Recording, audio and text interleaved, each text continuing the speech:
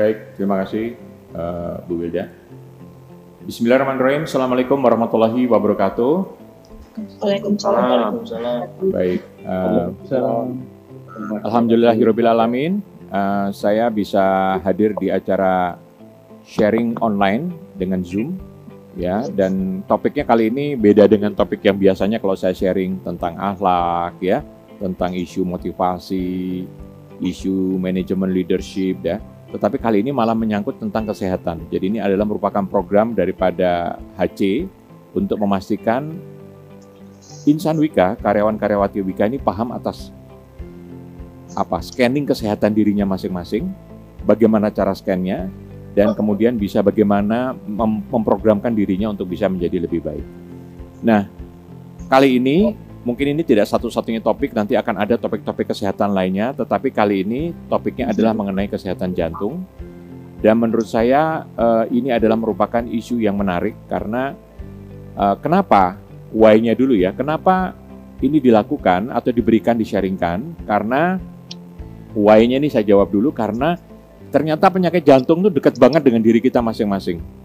Penyakit jantung dekat banget dengan diri kita masing-masing dan kita nggak sadar. Kita nggak sadar. Terus kemudian yang kedua, impact-nya luar biasa. Impact-nya luar biasa kepada diri kita, sehingga sudden death ya, banyak kematian, bahwa ini merupakan ranking 2 kematian, penyebab kematian di Indonesia, ya. Dan ketiga, orang nggak ngerti preventifnya itu apa sebetulnya. Nah, saya harus disclaimer dulu bahwa saya bukan orang yang bergerak di bidang medis, saya bukan dokter, ya. Namun saya adalah justru penyintas atau yang mengalami sakit jantung koroner. Dan saya menganggap bahwasanya diskusi saya dengan para dokter-dokter yang luar biasa ini memberikan saya untuk membuat satu materi sharing sebetulnya. Ya, ditambah dengan beberapa referensi buku ilmiah yang baik, kemudian hasil diskusi dengan terutama 2 dokter saya, yaitu Dr. Teguh Santoso dan Dr. Dasa Atmulyono, yang beberapa saat yang lalu menangani saya, dan saya dari situ mendapatkan banyak pencerahan yang saya pikir harus saya sharing kepada banyak orang yang mungkin belum mengenal atau mengetahui atau tidak teredukasi tentang penyakit jantung, dan ini sangat dekat dengan kita. Itulah why-nya harus saya lakukan dan saya sharingkan kepada teman-teman, khususnya pada insan Wika semuanya. Baik, saya akan langsung sharing. Di materi ini saya nanti akan ditemani oleh Dr. Podra, ya. Jadi Dr. Podra nanti juga akan membantu ketika proses tanya jawab, karena beliau adalah orang yang the real tenaga medisnya. Kemudian nanti ketika nanti ada closing, mungkin nanti saya minta Dr. Podra juga bisa memberikan semacam satu konklusi terhadap sharing yang saya berikan, ya. Jadi sekali lagi teman-teman insan Wika, semoga sharing ini nanti bermanfaat dan mari kita simak dengan baik acara ini. Silakan diberikan ke materi PowerPoint-nya. Baik, saya akan mulai.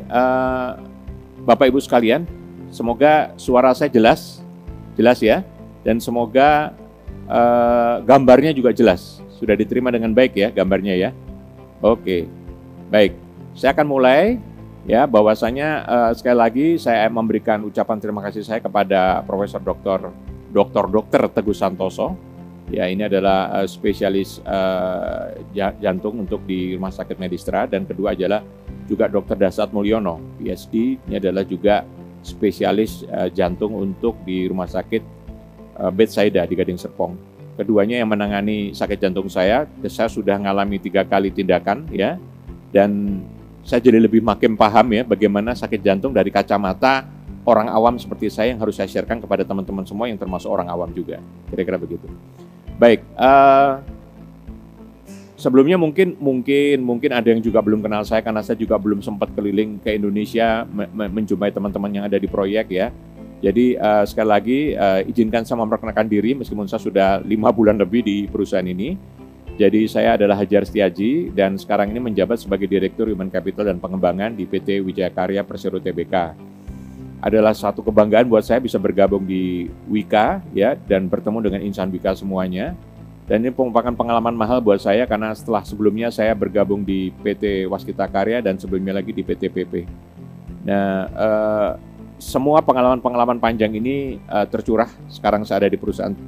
Semoga saya bisa, perusahaan terakhir saya nanti yang ada di sini adalah PT Wika, dan bisa mengambil semua pengalaman saya yang ada di sebelum-sebelumnya untuk saya sampaikan di PT Wika.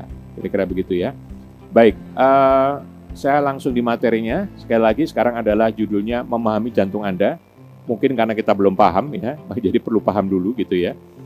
Nah, teman-teman sekalian, jantung ini adalah kita perlu pahami ya. Ini jantung ini adalah kalau kita lihat datanya di sini adalah ukurannya adalah segenggaman kita.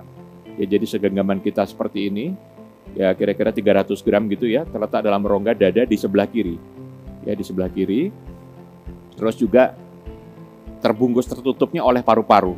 Ya, kenapa dengan paru-paru? Karena nanti memang ada hubungannya bagaimana darah yang mengandung oksigen selalu terpompa dari jantung. Kira-kira begitu ya. Jantung ini punya kekuatan luar biasa ya. Jadi bisa mompa itu sekitar 5 liter per menit ya. 5 liter itu cukup besar ya untuk per menit ya. Kemudian juga jantung detaknya antara 60 sampai 100. Kalau para olahragawan itu bisa di bawah 60, bisa 50-an gitu ya. Karena mereka dalam kondisi yang sangat terlatih, dalam kondisi normalnya denyut jantungnya tidak terlalu banyak ya. Kemudian daya pompa jantung ini sebetulnya kuat juga ya kalau dimasuki zat yang bersifat air dalam konteks darah ini, dia bisa menyemprot sampai dengan 1 meter. Berarti ini kan tekanannya besar sekali. Dan yang terakhir saya mau menekankan bahwa penyakit jantung itu adalah penyakit yang mempunyai proven bukti bahwasanya penyebab kematian nomor 2 di dunia dan juga nomor 2 di Indonesia. Ya, nanti kita ngelihat datanya. Baik, sekarang kita akan melihat tentang anatominya jantung lah, kira-kira begitu ya. Jadi ini adalah jantung, ada dari tubuh masuk ke superior vena cava itu, yang di warna biru itu, terus masuk dari sana, ini adalah darah yang sudah beredar dari seluruh tubuh, dan kadar oksigennya sudah turun atau sudah rendah. Kemudian diolah sehingga masuk ke bilik lainnya, kemudian nanti menjadi darah yang mengandung oksigen yang lebih tinggi atau mengandung oksigen. Kemudian diedarkan ke seluruh tubuhnya, kira-kira lagi. Jadi seperti itu. Jadi kita sekarang paham kenapa jantung ciptaan Allah ini luar biasa ditempelkan dengan paru-paru gitu ya. Karena paru-parulah yang sebetulnya memanajemen oksigen kita, karbon dioksida kita, kira-kira gitu ya, ketika kita menghirup atau menghembuskan keluar. Kemudian itu ditempelkan ke jantung sehingga jantung juga mempunyai darah yang mengandung kandungan oksigennya bisa diedarkan seluruh tubuh sesuai dengan kebutuhan. Kira-kira begitu ya. Nah, jantung sendiri dengan gerakan yang luar biasa untuk detaknya tadi, ini didukung oleh adanya pembuluh-pembuluh darah, dinamakan arteri, dan pembuluh-pembuluh darah itu sampai di ujung paling bawah daripada jantung. Sehingga kalau pembuluh darahnya terganggu, kira-kira begitu ya, pembuluh darahnya terganggu, tentunya akan berpengaruh kepada otot jantungnya. Sehingga nanti kemudian ada daerah otot yang mungkin nanti malah mati kalau pembuluh darahnya di situ stop dan tidak bisa melakukan pemompaan secara normal lagi. Jadi kita bisa bayangkan kalau pembuluh darah ini terganggu, maka pembuluh darah ini akan mengganggu jantungnya dan jantungnya juga tidak akan bisa melakukan aktivitas normal, bahkan failure. Jadi betapa pentingnya pembuluh darah. Pembuluh darah di jantung ini kecil sekali arteri Bapak Ibu. Jadi kalau kita membayangkan gini aja deh, kalau kita punya selang air di rumah ya, yang kita pakai setiap hari, perhatikan dengan baik ya. Mungkin setelah 6 bulan, 9 bulan, Anda lihat, cek lagi. Di dalamnya udah ada lumut itu. Di dalamnya udah ada lumut ya, di sekeliling daripada selangnya dan seterusnya. Dan itu selang yang ukurannya besar banget gitu, segini ya, bayangkan ya, ukurannya segini besar sekali. Nah, bayangkan dengan arteri kita, dengan semua arteri kita, dan kalau yang tadi disemprot dengan air yang relatif bersih, dan kemudian akhirnya juga ada kotoran-kotoran, bagaimana dengan saluran-saluran pembuluh darah kita yang kita ini udah makan macam-macam nih. Ya, makan macam-macam, punya asupan macam-macam yang nanti lama-lama akan punya pengaruh juga kepada saluran darah kita, khususnya di arteri kita, dan khususnya di arteri yang berkaitan dengan jantung. Nah, jadi inilah yang disebut dengan, kalau kita nyebutkan penyakitnya adalah penyakit yang terkait dengan kardiovaskular. Kardiovaskular itu berarti penyakit yang terkait dengan pembuluh darah. Bisa nyerangnya ke jantung, bisa nyerangnya ke otak. Kalau di jantung ya orang menyebutnya koroner, ya. Tapi kalau ke otak orang nyebutnya sakitnya stroke, ya. Jadi inilah yang menjadi perhatian bahwasanya penyakit kardiovaskular ini sangat serius. Kalau nanti terhambat arterinya, terhambat saluran pembuluh darahnya, maka pengaruhnya adalah kepada organ tubuh kita, tergantung posisinya. Yang paling berbahaya itu di 2 tempat, yaitu jantung dan otak kita. Kira-kira begitu. Nah, kita pengen tahu ya seberapa penyebab penyakit kematian itu dari data yang ada di Indonesia seperti berikut. Mari kita perhatikan, ini adalah 50 penyebab utama ya dari kematian disebabkan adanya penyakit ya, bukan kematian karena accident atau apa, tapi karena penyakit. Dan kita bisa melihat bahwa 3 tertingginya adalah stroke, jantung, dan diabetes mellitus. Ya, yang lain-lain ada di ranking bawahnya, tetapi 3 ini adalah yang mendominasi penyebab kematian akibat sakit di Indonesia. Nah ini ya, jadi teman-teman kalau kita sekarang bicara jantung, ini memang kebetulan memang saya memahami betul nih, mulai saya sering ketemu teman saya, sering ketemu kerabat saya, kolega saya yang sakit maupun yang sudah meninggal dunia karena penyakit faktor nomor 2 tadi. Dan itu udah banyak. 1 dan 2 itu sudah banyak kita temui di lingkungan-lingkungan kita. Ya kira-kira begitu. Nah, jadi ini menjadi perhatian kita bersama. Ya, next time mungkin saya akan bicara juga dengan penyakit stroke misalnya karena saya punya materi tersebut, sehingga nanti memberikan pemahaman teman-teman terutama terhadap 3 penyakit ini. Nah, bagaimana ranking penyakit kita yang ada di sini dibandingkan dengan yang ada ranking penyebab penyakit kematian yang ada di dunia? Maka kita bisa melihat data sebagai berikut. Ya, jadi ranking Indonesia dibandingkan dengan seluruh negara di dunia, maka bisa terlihat bahwasanya stroke itu kita ranking 11 di seluruh dunia penyebab kematiannya. Ya, kalau coronary jantung kita ternyata 70. Ya, jadi tidak ranking dominan. Jadi masih banyak yang dominan tuh di beberapa yang negara, bahkan negara maju ya di Eropa, Amerika gitu ya. Nah, nanti kalau di kode warna merah-merah ini berarti kita cukup rawan karena kita berada di 20 besarnya lah kira-kira begitu. Apalagi yang lain, ovary cancer. Ya, yang nomor 23, kita merah karena ranking 19 yang ada di seluruh dunia. Dengue nomor 34, ranking 2 kita. Jadi ini menurut saya unik banget ya. Negara seperti kita ini sekarang penyebab kematian, populasi penyebab kematian yang akibat dari sakit itu demam berdarah itu nomor 2 di dunia. Jadi jangan disepelekan nih, ya, dari demam berdarah jangan disepelekan. Kita masih memberikan kontribusi yang sangat serius kepada kematian, kira-kira gitu. Sekali lagi kalau kita melihat data di sini, maka terlihat bahwa jantung itu nomornya kita 70. Namun di Indonesia dia ranking 2 tetap sama dengan dunia ya. Dia ranking 2 juga, tapi di Indonesia dia ranking 2. Nah, so buat kita meskipun nanti posisinya ranking 70 di dunia bukan berarti kita aman atau kita sepelekan. Ya, saya kira ini menjadi bagian penting dari cerita saya. Bapak Ibu sekalian, ya bicara tentang jantung saya mungkin akan mulai daripada bicara tentang kualitas darah, paling mudah di situ karena nanti kita bisa menebak bagaimana sakit kita itu sebetulnya tetap daripada hasil tes darah kita, ya. Makanya kalau kita medical check up itu kan hasil tes darah tuh wajib untuk dilihat ya. Mari kita lihat dan kita pelajari. Data ini menunjukkan bahwasanya ada data-data SGOT, SGPT, kolesterol, trigliserid, kreatinin, asam urat ya. Ini data-data yang paling basic lah yang harus kita lihat. Ya. Nah, ada hasil dan ada target. Ini contoh yang ada, hasil dan target. Biasanya target itu maksudnya adalah batasan yang diberikan dengan angka-angka yang sebetulnya diacu oleh angka-angka yang ada di laboratorium. Misalnya kolesterol total, saya lebih concern yang kuning ya. Kalau SGOT, SGBT itu di fungsi hati, ya. Kalau kreatinin di fungsi ginjal dan seterusnya. Tetapi yang concern banget itu saya pengen membahasnya di yang kuning, yaitu kolesterol total, LDL. LDL itu adalah low density lipoprotein, berarti dia adalah kolesterol jahatnya ya. Kalau HDL adalah high density lipoprotein. Jadi dia merupakan kolesterol baiknya. Di situ disyaratkan bahwasanya kalau kita kolesterol total di bawah 200 yang baik. Kemudian kalau LDL di bawah 100. Kalau kolesterol HDL makin tinggi makin baik. Ya, di atas 40. Kalau kita ngeliat angka di sebelah kiri 195, 95, 42, semuanya memang udah memenuhi kriteria yang ada di sebelah kanan. Nah, ini yang sering kita belum paham, bahwasanya kita anggap kita oke nih. Oh, saya 195 dibanding 200, 95 dibanding 100, 42 dibanding 42 dibanding dengan 40, kita lebih besar. Tapi para dokter jantung ternyata ngelihatnya tidak di situ. Ya, jadi ini adalah ada cara melihat yang menurut saya cara cepat untuk memahami bagaimana fungsi daripada sebaran kolesterol itu menjadi bisa berbahaya atau tidak, kira-kira begitu. Dengan cara membandingkan antara total kolesterol, angka yang ada di situ dibandingkan dengan HDL. Nah, kenapa bisa begitu? Karena HDL ini adalah kolesterol baik. Semakin tinggi dia semakin baik. Kalau saya istilahkan gini, total kolesterol itu sampahnya, HDL itu adalah vakum cleanernya. Nah, vacuum cleanernya ini punya kapasitas 4 kali dari angkanya untuk bisa nyedot habis untuk bisa nyedot habis kolesterolnya, totalnya. Kapasitasnya 4 kali.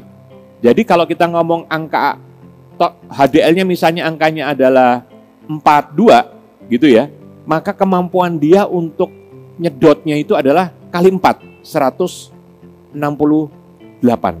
Kira-kira begitu. Sehingga kalau total kolesterolnya 195, berarti ada sisa tuh. Asumsinya begitu. Mari kita lihat secara hitung-hitungannya ya. Kita lihat di samping ya. Nah ini, di samping ini kita bisa lihat. Kalau kolesterolnya di bawah 4, ya di sini ya. HDL-nya secara pengaliannya ya. Pengaliannya total dibagi kolesterol HDL-nya di bawah 4, ini problem. Nah kita ngelihat angkanya 195, ya ini ada angka 195. Kemudian dibagi 42. Dan angkanya 4,64, berarti ada 0,4 sisa tuh sampahnya. Kira-kira begitu ya, ini gampangannya untuk memberikan satu pemahaman. Nah kalau gitu, kalau HDL-nya 42, idealnya dia berapa maksimal total kolesterolnya? 168 dikali 4 kan, 42 kali 4. Artinya apa? Artinya kelihatannya yang kuning-kuning ini oke, tapi sebetulnya nggak oke. HDL-nya kita kurang tinggi atau total kolesterolnya kurang rendah. Nah, kalau ini terus didiamkan dalam waktu yang terus lama dan seterusnya, lama-lama itulah yang memberikan kepada efek sakit aterosklerosis, yaitu penyempitan pembuluh darah arteri kita. Ya, dalam hal ini konteksnya yang di jantung. Itu pelan-pelan naik itu. Jadi dan dia itu bukan di dalam salurannya secara langsung ya, tetapi dalam kulit salurannya itu dia di bawahnya gitu, di dalamnya. Yang terus itu ada kandungan unsur lemak, ya, kalsium dan juga kolesterolnya itu sendiri. Yang makin lama makin menambah dan makin tebal dan menutupkan jaringannya saluran darah yang ada di situ. Ya, kira-kira begitu. Nah, ini yang harus jadi perhatian kita karena memang kolesterol itu nanti salah satu kontributor terbesarnya penyebab penyakit jantung koroner, ya. Nah, kita lihat nih kalau udah apa yang terjadi seperti ini, kita lihat ya. Bahwasanya kita bisa lihat di sini bahwasanya pada daerah ini kebetulan yang kena di daerah bawah ya, yang daerah bawah sehingga nanti otot jantung sebelah bawahnya terganggu ya, nggak normal. Jadi memang biasanya nggak terlalu fatal yang bagian bawah tapi tetap berbahaya. Nah ini kita bisa lihat juga bahwasanya di situ ada bagian-bagian yang sebetulnya mulai menyempit karena faktor plak tadi, ya plak tadi menyempit. Kemudian ini contohnya ini ya menyempit. Kemudian yang kedua di sini adalah yang berbahaya yang di bagian bawah adalah ketika dia menjadi sangat sempit dan ketika nanti yang berbahaya adalah adanya klot, ya jadi klot itu adalah penggumpalan darah. Nah ini udah sempit, kemudian ada penggumpalan darah di situ, ketutup sudah habis. Orang-orang yang kena serangan terus kemudian nggak ketolong, biasanya udah dalam posisi udah sangat sempit, terus kemudian ada penggumpalan dan penggumpalannya menutup. Kira-kira begitu. Nah, penggumpalan itu bisa terjadi gimana? Kira-kira gitu ya. Penggumpalan itu kan sebetulnya secara naturalnya begini. Ketika ada sebuah luka, gitu ya, luka kita itu kan darahnya ngalir nih.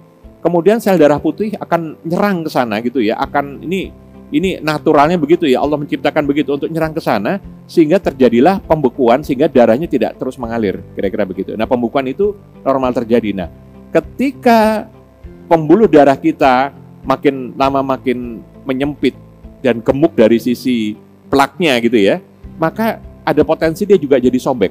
Setelah dia sobek, maka di sini akan ada keluar darah dan disitulah terjadi serangan dari darah putih untuk membekukan darah di situ, terjadilah penggumpalan seperti gambar yang di kanan tersebut. Dan disitulah yang menjadi berbahaya. Ya, nah ini yang perlu kita pahami dan kita ketahui. Dan nanti saya juga akan cerita dengan bermacam tipe penyempitan di pembuluh darah itu yang terjadi khususnya di jantung ini. Mari kita perhatikan film sebagai berikut. Suaranya udah keluar ya? Suaranya belum keluar, Mas. Baik, ini hanya untuk memberikan gambaran ya bahwasanya jantung normalnya dalam posisi seperti ini. Terus kemudian kita bisa lihat bila nanti terjadi penyumbatan di arterinya ya seperti apa. Ini adalah bagian-bagiannya. Suaranya nggak keluar ya Mas ya. Nah, bagaimana proses penyumbatannya arteri dan berbagai macam tipe penyumbatannya. Nanti kita bisa lihat di sini. Ya, di sini ya. Ini terbayang ya betapa banyaknya jaringan yang masuk ke otot-otot. Nah, ini yang paling umum. Paling umum terjadi, coronary-nya itu terjadi karena terjadi plak karena adanya timbunan yang masuk di bawah ya. Plaknya itu timbunan yang masuk di bawah daripada lapisan pembuluh darahnya, lapisan kulit pembuluh darahnya itu, dan lama-lama luka seperti ini. Dan ketika luka, terus kemudian akan menjadi pengumpulan darah. Dan ini yang menyebabkan kita dapat serangan jantung. Jadi ini kan makin lama makin gemuk gitu ya, terus kemudian luka. Ada yang kedua adalah coronary artery spasm. Kalau ini agak beda. Jadi dia tidak ada plaknya gitu ya, tetapi ototnya itu bisa nguncup sendiri atau mengecil sendiri. Nah ini biasanya disebabkan oleh unsur ada orang yang biasa ngerokok, minuman keras dan seperti itu ya, stres. Nah ini yang case yang paling jarang terjadi, tapi terjadi dan ada, yaitu ketika pembuluh darahnya robek. Ya, tidak ada plak di sana, tapi pembuluh darah robek, kemudian memberikan satu dampak kepada pembekuan. Dan pembekuan itu sendiri yang menjadikan terjadinya satu penyempitan. Ya kira-kira begitu ya. Nah, teman-teman sekalian, jadi kalau saya boleh simpulkan tadi, ada 3 macam nih tipe-tipe penyempitan pembuluh darah kita. Yang satu adalah aterosklerosis, yaitu penyebab utamanya biasanya dari faktor usia, ya semakin kita usianya senior, semakin kita usianya tua, gitu juga punya kontribusi terhadap sana, karena memang makanan yang sudah kita makan sekian lama terus memberikan satu kontribusi jangka panjang. Kolesterol itu yang menjadi penyebab-penyebab utama, dan ini most common, jadi memang yang paling sering terjadi. Yang kedua adalah, yang menarik adalah coronary artery spasm. Jadi memang ini kayak ada penyempitan secara kayak kram gitu ya. Otot pembuluh darahnya kayak kram, terus kemudian dia menyempit, kira-kira begitu. Menariknya di sini penyebabnya adalah didominasi misalnya adalah orang-orang para perokok, peminum alkohol, stres dan segala macam. Ini yang saya katakan, jangan heran kalau sekarang bukan lagi usia senior atau usia tua yang sakit jantung, tapi anak muda pun sudah terkena, karena memang isu rokok, alkohol atau stres itu banyak di anak muda juga sekarang, ya, kira-kira begitu ya. Dan dalam case yang paling sedikit terjadi atau frekuensinya paling sedikit terjadi itu ada di coronary artery dissection, robek gitu ya. Dan menariknya ini ada unsur genetik, ada unsur hormon juga, dan yang menarik perempuannya lebih punya potensi lebih besar daripada prianya, dan sering dalam penelitian sering terjadi kepada wanita yang mengalami pasca persalinan. Tetapi ini untuk pengetahuan saja sih. Tapi yang paling utama adalah kita nanti membahas yang di sini ya, yang aterosklerosis. Ya, ini merupakan bagian terpenting. Nah, oke, setelah kita tahu, oh prosesnya gitu tuh ya, proses penyempitan pembuluh darah, kemudian nanti bisa lukanya mengakibatkan pengumpulan darah. Nah, itu makin menutup serangan lah udah jantung. Gitu, kira-kira begitu ya. Nah, gimana kita tahu bahwa kita ini ada gejala atau sakit jantung? Nah, ada beberapa macam tes yang bisa dilakukan, dan tes-tes ini adalah merupakan satu indikasi para dokter untuk menilai ada indikasi punya sakit jantung koroner atau tidak, kira-kira begitu. Nah ini kita lihat ya, tes yang pertama adalah berkaitan dengan EKG. EKG itu kita dipasang beberapa alat di dada kita, dihubungkannya dengan biasanya tangan dan kaki juga. Terus kemudian dibacalah ada grafik di situ yang bergerak terus, kira-kira gitu. Ini para ahli yang bisa membaca grafik ini akan melihat. Kalau saya lihatnya begini gampangannya. Kalau nanti sebelum posisi tingginya kiri dan kanannya relatif seimbang normal, itu kayaknya sih so far kayaknya oke aja. Ini berdasarkan pengalaman saya pribadi membaca. Nanti kita lihat ya. Nah, keakurasian daripada EKG ini itu hanya 30-40% Bapak Ibu. Jadi artinya kalau kita kelihatan EKG itu normal, jangan senang dulu karena belum tentu akurat. Ya kira-kira gitu. Yang lebih akurat lagi naik di treadmill. Jadi kita juga dipasangin instrumen EKG, kemudian kita gerak, dilakukan gerakan tubuh, itu tensinya diukur, EKG-nya diukur, dan kita melakukan gerakan. Disitulah nanti akan ada satu semacam kolaborasi data yang menunjukkan, oh ketika dia ditambah dengan satu kegiatan, baru ketahuan EKG-nya nggak normal, datanya begitu. Ya, jadi ini juga lebih baik daripada EKG secara akurasi, tapi akurasinya masih di bawah 60%, 40-60%. Ini best practice-nya begitu. Jadi artinya apa? Ya belum akurat banget juga sih, kira-kira begitu ya, tetapi lumayan sebagai data awal. Nah, EKG ini datanya seperti ini Bapak Ibu. Yang normal tuh yang paling saya katakan yang tadi ya, sebelah kiri seperti ini. Jadi antara keluarnya kiri dan keluarnya kanan tuh ya relatif, kalau saya lihat jadi balance. Begitu nanti keluarnya yang di sebelahnya lagi yang memang terus kemudian jadinya lebih turun ya grafik yang di sebelah kanannya, ini ternyata sudah ada unsur-unsur yang perlu dicurigai atau ada kelainan. Ya, bahkan yang di sebelah kanan yang 1 2 3 4 5 yang kelima itu heart attack. Jadi keluarannya udah langsung di posisi atas dan seterusnya. Saya bukan ahlinya, tetapi ini hanya untuk memberikan gambaran bahwasanya dokter membaca ini sebagai satu indikasi awal apakah jantungnya normal atau tidak secara fungsi. Kira-kira gitu. Lah Pak, kemudian kalau memang itu tadi EKG dan treatment masih 60%, yang lebih akurat lagi apa? Nah, yang lebih akurat lagi adalah MSCT. Ya, MSCT itu adalah foto jantung lah ya, untuk mendeteksi jantung kita lebih dilihat secara sesungguh-sungguhnya. Kalau tadi kan dilihat secara detak, ini dilihat secara sesungguh-sungguhnya, bahwasanya nanti dia dimasukkan cairan kontras yang akan difoto oleh alat yang tadi bentuknya kayak terowongan itu, kita dimasukkan di sana. Denyut jantung kita dikurangi, biasanya harus di bawah 60 ya. Terus kemudian setelah nanti dia bergerak pelan gitu ya, cairan kontrasnya dimasukkan, kita nahan napas. Ketika cairan kontrasnya masuk, maka bisa difoto dalam perputaran yang sangat cepat. Sekarang sudah sampai 120 slices gitu ya, potongan fotonya. Maka bisa terpotret kondisi jantung kita gimana dari potret itu, kira-kira begitu. Nah, ini akurasinya lumayan juga nih, sampai dengan 80%, 70-80%. Jadi, saya ini termasuk orang yang kalau dipotret pakai EKG, nggak ada masalah. Treadmill, nggak ada masalah. Begitu masuk ke MSCT, baru kebaca ada something problem di jantung saya, ada penyempitan. Jadi kita harus waspada nih, meskipun EKG kita datanya oke, kita tetap waspada dan harus bisa merasakan ada yang something nggak di tubuh kita, kira-kira begitu. Nah, yang paling tinggi apa? Akurasi yang paling tinggi. Yang paling tinggi akurasinya adalah di kateter.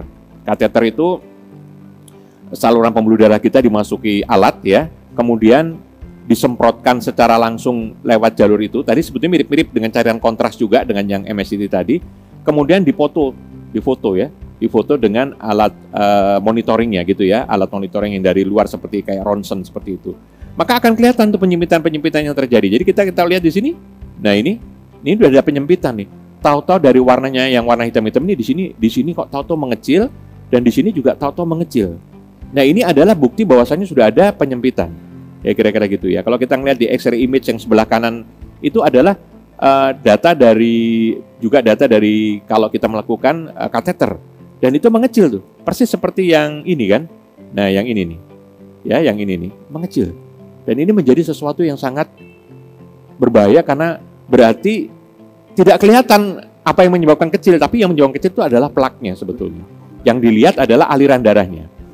Oke, saya mau sharing ya, saya mau menunjukkan foto jantung saya di MSCT yang waktu di EKG dan di treatment hasilnya oke-oke saja gitu.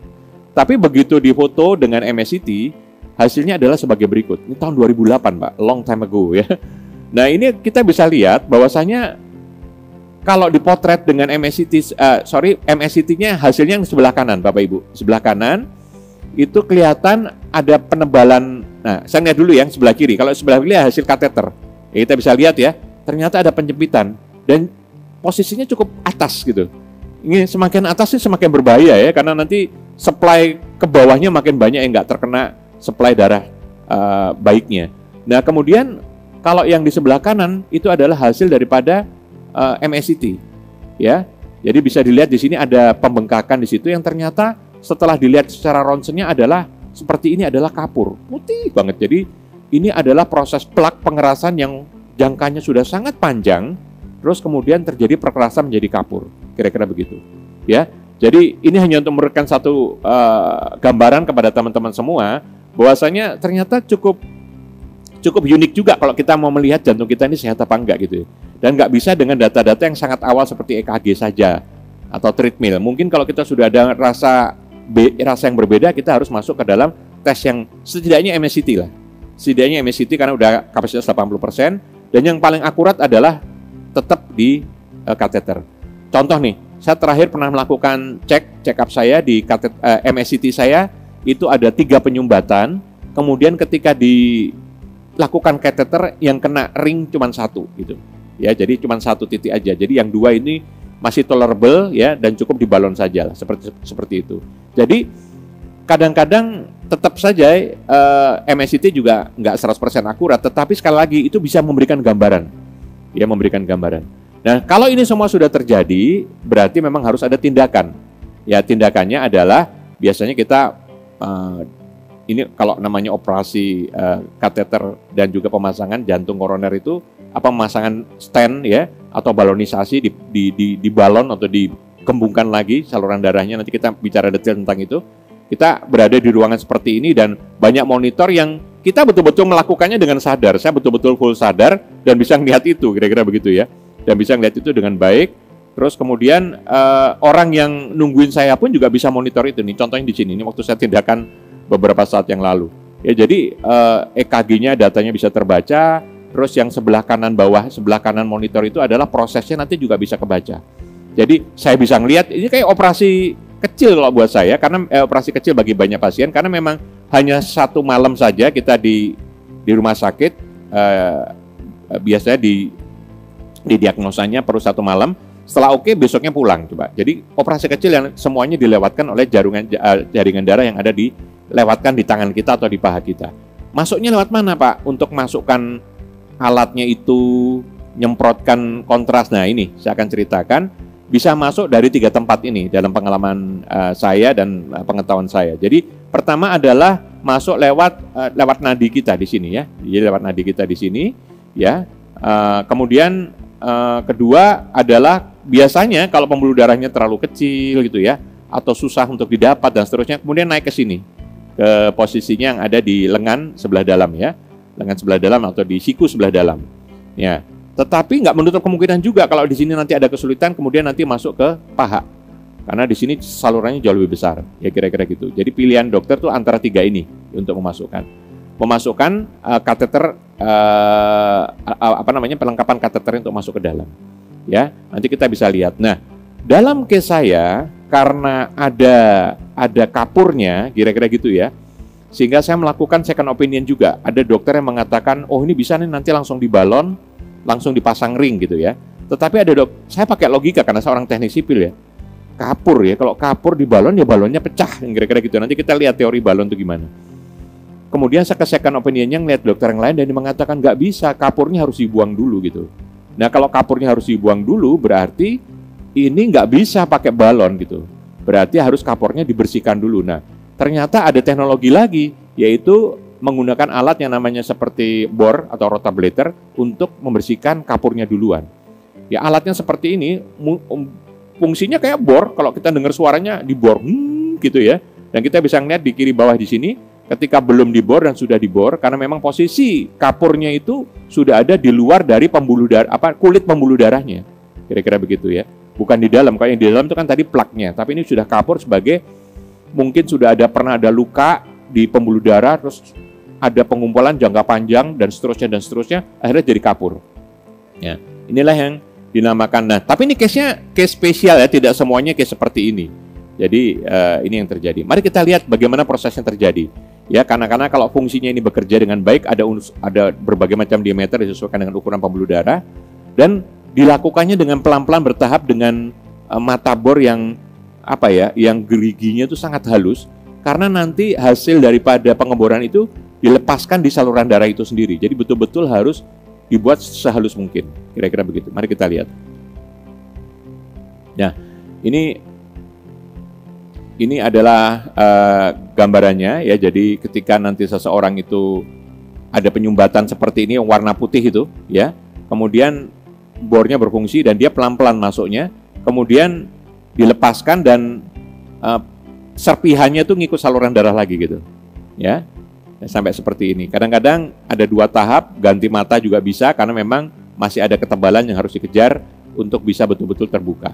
Kira-kira begitunya. Ini terjadi. Waktu saya dilakukan ini juga mendengar suara bornya.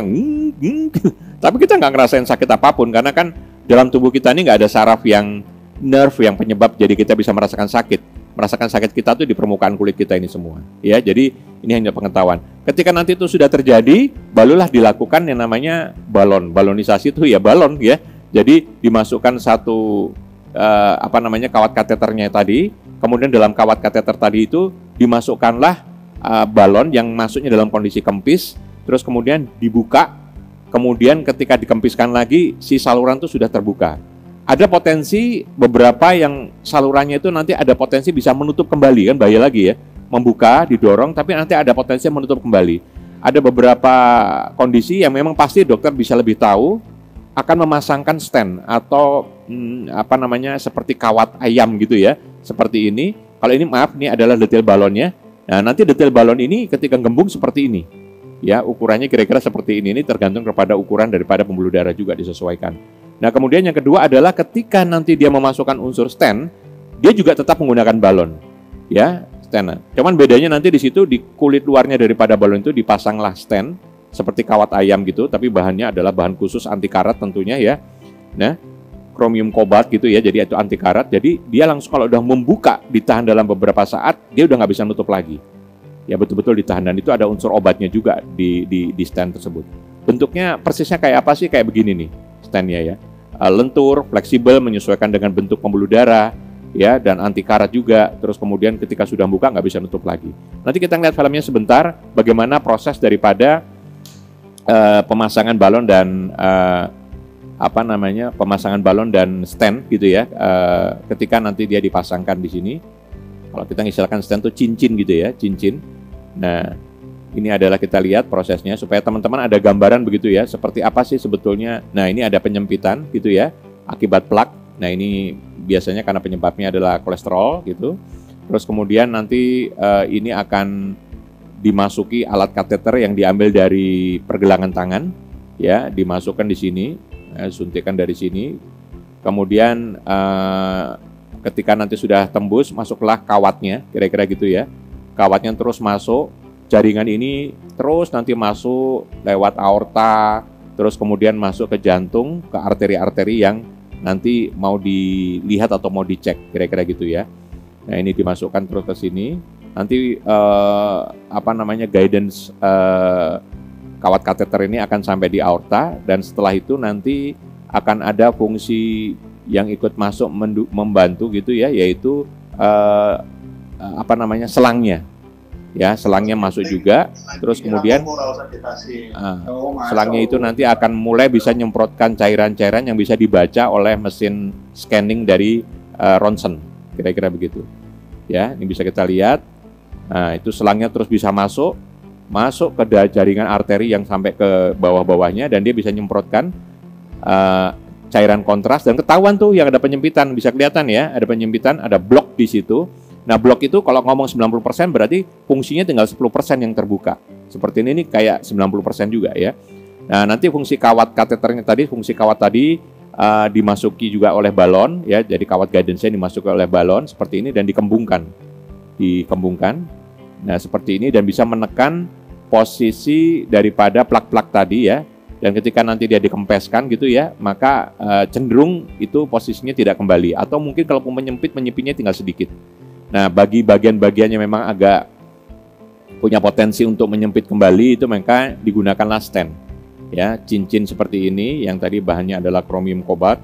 Kemudian ukurannya tentunya sangat kecil tadi ya, tapi tadi tergenggam tangan masih terlihat gitu. Dan unsurnya juga ada unsur obat di situ ya. Dan kemudian ketika dia dibuka dengan balon, ditahan selama beberapa detik, ditutupkan lagi, dan stent ini sudah tidak kembali, dan ini jauh lebih aman lagi karena menjaga betul-betul posisi kemungkinan penyempitan kembali pembuluh darahnya tidak terjadi. Kira-kira begitu ya. Nah, Bapak Ibu sekalian, kalau kita nanti tindakan, apakah bisa ngelihat seenak itu? Ya enggak, tadi kan animasi. Ya kan, kalau kita ngelihat gitu, yang terjadi seperti yang di sebelah kanan ini. Jadi ini bisa live kita lihat, dan kita bisa melihat secara langsung di mana penyempitannya, terus kemudian before-nya seperti ini, dan after-nya seperti sebelah kanan. Jadi dicoba dipasang ring.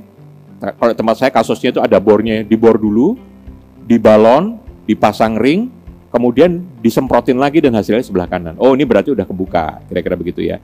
Mari kita lihat kalau bagaimana prosesnya versi live-nya gitu ya. Istilahnya di sini adalah PCI ya, tindakan ini. Nah, jadi ini adalah versi live-nya kalau kita mengalami tindakan, 90% sudah terblok di situ, ya sudah sangat sempit gitu ya, kelihatan sekali di situ. Dan kemudian ini sebetulnya kalau kita lihat di operasi kondisinya kayak gini nih, bergerak-bergerak seperti ini. Terus kemudian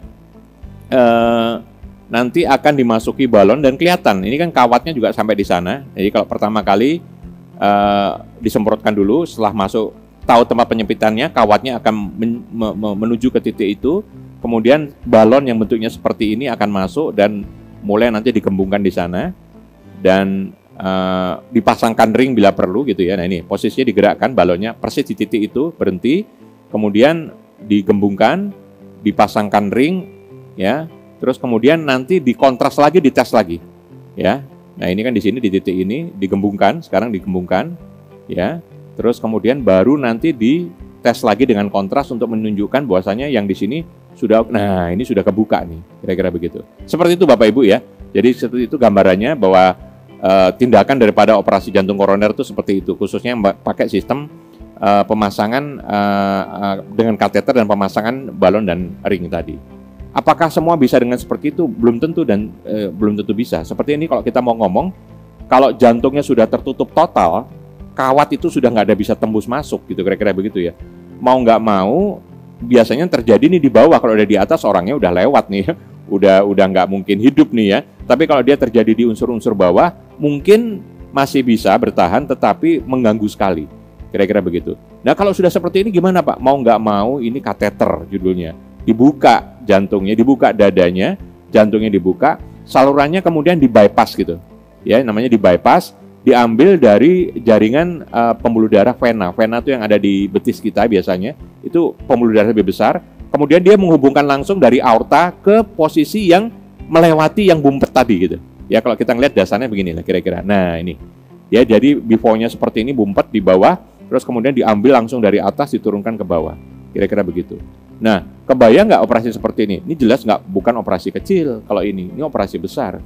Ya karena ada alat yang harus menjaga terus fungsi detak jantung bekerja, ada alat juga yang harus membelah badan kita, dada kita, tubuh kita, dan terus kemudian baru dilakukanlah penyambungan-penyambungan dengan pembuluh darah alternatifnya. Mungkin aja gambaran saja biar teman-teman paham bahwa kalau sampai di bypass ini merupakan operasi besar dan juga,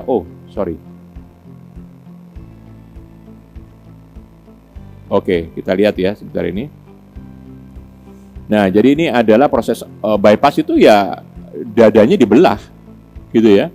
Dadanya dibelah, tulang dada kita juga dibuka, kira-kira gitu kan ya. Jadi nggak main-main ini.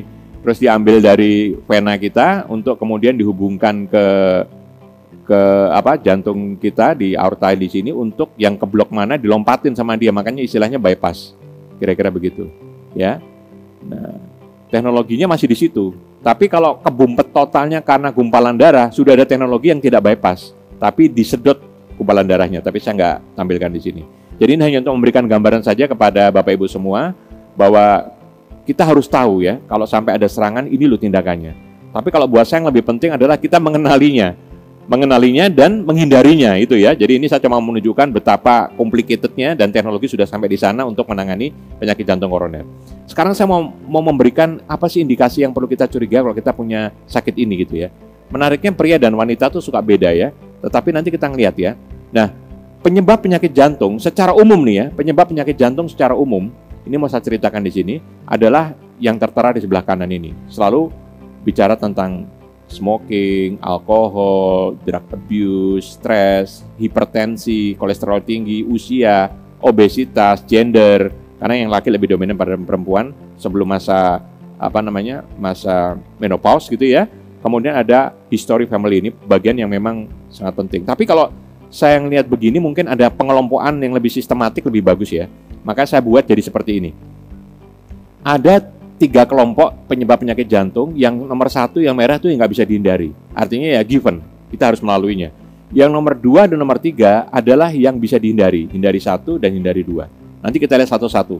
Apa itu yang tidak bisa dihindari? Ya, kita lihat ya di sini supaya teman-teman sekarang udah mulai mikir apa penyebabnya dan gimana menghindarinya. Kira-kira begitu. Ini merupakan bagian penting dari sharing ini sebetulnya. Kalau tadi itu hanya memberikan referensi betapa kompleksnya ketika kita sudah punya penyakitnya. Ya, kita kan pengennya nggak ke sana dong, kira-kira begitu ya. Tetapi kita memang mikirnya bagaimana kita paham apa penyebabnya dan gimana menghindarinya. Nah, pertama yang nggak bisa dihindari itu adalah usia. Yang kedua genetik. Yang ketiga gender. Ya, nah ini datanya sebagai berikut. Waspada teman-teman yang usianya udah 45 tahun bagi pria dan 55 tahun bagi wanita. Jadi wanita ini potensinya kena lebih sedikit atau lebih tua dibandingkan dengan pria. Tetapi jangan kejebak. Bapak Ibu sekalian, saya sudah berulang kali diskusi dengan dokter jantung, dia sudah sering menangani yang kepalanya 3, 35, 36 gitu, sudah biasa. Ya, bahkan yang termudanya bisa kepalanya 2. Kira-kira begitu. Nah, kenapa? Karena mungkin pola hidupnya dia sejak muda sudah nggak bagus dan metabolisme tubuh manusia kan beda-beda. Ya, jadi ini hanya gambaran atau informasi awal, tetapi jangan kejebak dari angka ini. Kemudian yang kedua adalah gender. Pria lebih punya potensi daripada wanita. Ya, karena ada hormon estrogen yang menyebabkan pria ini potensinya lebih tinggi, dan wanita itu nanti ketika menopause baru dia punya potensi sama tingginya dengan pria. Ya. Nah, genetik ini jangan main-main loh. Ketika kita punya turunan orang yang sakit jantung atau kardiovaskular, stroke dan jantung, itu biasanya nurun tuh. Makanya saya punya cerita menarik ini, teman saya, pimpinan saya dulu, itu hidupnya sehat, badannya juga bagus banget ya, ramping, kemudian juga pola hidupnya bagus, itu udah keren banget lah. Tahu-tahu adiknya meninggal nih sakit jantung. Nah, terus teman-temannya pada, lu mesti kena nih, hati-hati ngecek. Dia pede aja enggak, tapi dia akhirnya dipaksa, akhirnya dia mau ngecek, dan ternyata 7 penyumbatan ada di jantungnya. Untung ketahuan. Ya, padahal dia sudah pede dengan kondisi yang sudah dilakukan dalam treatment tubuhnya. Karena apa? Karena turunan. Kira-kira gitu ya. Maka ini juga harus menjadi bagian penting. Nah, ini nggak bisa dihindari dong. Genetik, gender, usia kan kita juga makin lama makin tua. Genetik dari orang tua kita, gender dari lahir kita gitu ya. Tapi ada yang bisa dihindari. Yang bisa dihindari juga adalah yang nomor 1 adalah penyakitnya. Yang pertama adalah kolesterol tinggi, kedua adalah hipertensi, dan ketiga diabetes. Kalau kita ke dokter jantung, itu mesti ditanya riwayat ini. Bagaimana data kolesterolnya, punya hipertensi apa enggak, dan punya diabetes. Ya, karena masing-masing kalau punya, itu akan memberikan satu kontribusi potensi lebih besar. Nih contoh ya, di sini ya. Kalau dia punya kolesterol tinggi, dia punya 2,3 kali lebih beresiko. Hipertensi 1,5 kali, diabetes 1,8 kali. Ya. Lah kalau overlapping gimana Pak? Nah ini makin besar. Contoh kalau punya kolesterol tinggi dengan diabetes 4 kali lebih beresiko. Kalau kolesterol tinggi dengan hipertensi 3,5 kali. Kalau hipertensi dengan diabetes 2,8 kali. Yang paling parah kalau udah ada 3-3-nya. 6,2 kali lebih beresiko. Tetapi dari angka ini kalau saya lihat yang paling memberikan kontribusi paling besar itu di kolesterol tinggi. Ya, akan jadi pemicu makin kuat ketika dia punya diabetes dan punya hipertensi. Makanya ini saya katakan bisa dihindari. Kenapa? Karena bisa ditreatment sebetulnya. Diabetes kita bisa ditreatment, hipertensi kita bisa ditreatment, kolesterol kita juga bisa ditreatment. Kalau ini bisa dihindari 1, ya. Lebih hindari 1 tuh lebih ke penyakit yang bisa kita treatment lah, kira-kira begitu. Nah, yang bisa dihindari yang kedua itu lebih kepada perilaku kita sebetulnya, ya. Nah, ini yang bisa dihindari 2 ini ke perilaku kita. 1 kegemukan, kedua merokok, ketiga stres, dan keempat minuman keras. Ini adalah hal-hal yang sebetulnya sangat mudah kita bisa hindari kalau kita mau, yang kira-kira begitu ya. Nah, kita ngelihat satu-satu aja ya, kegemukan. Ya, ini kelihatannya sepele, tapi ini sebetulnya dari banyak seperti saya, seperti orang-orang seperti kita, itu nggak sadar dia udah masuk dalam tahap yang kegemukannya menjadi berbahaya dan memberikan kontribusi terhadap jantung koroner.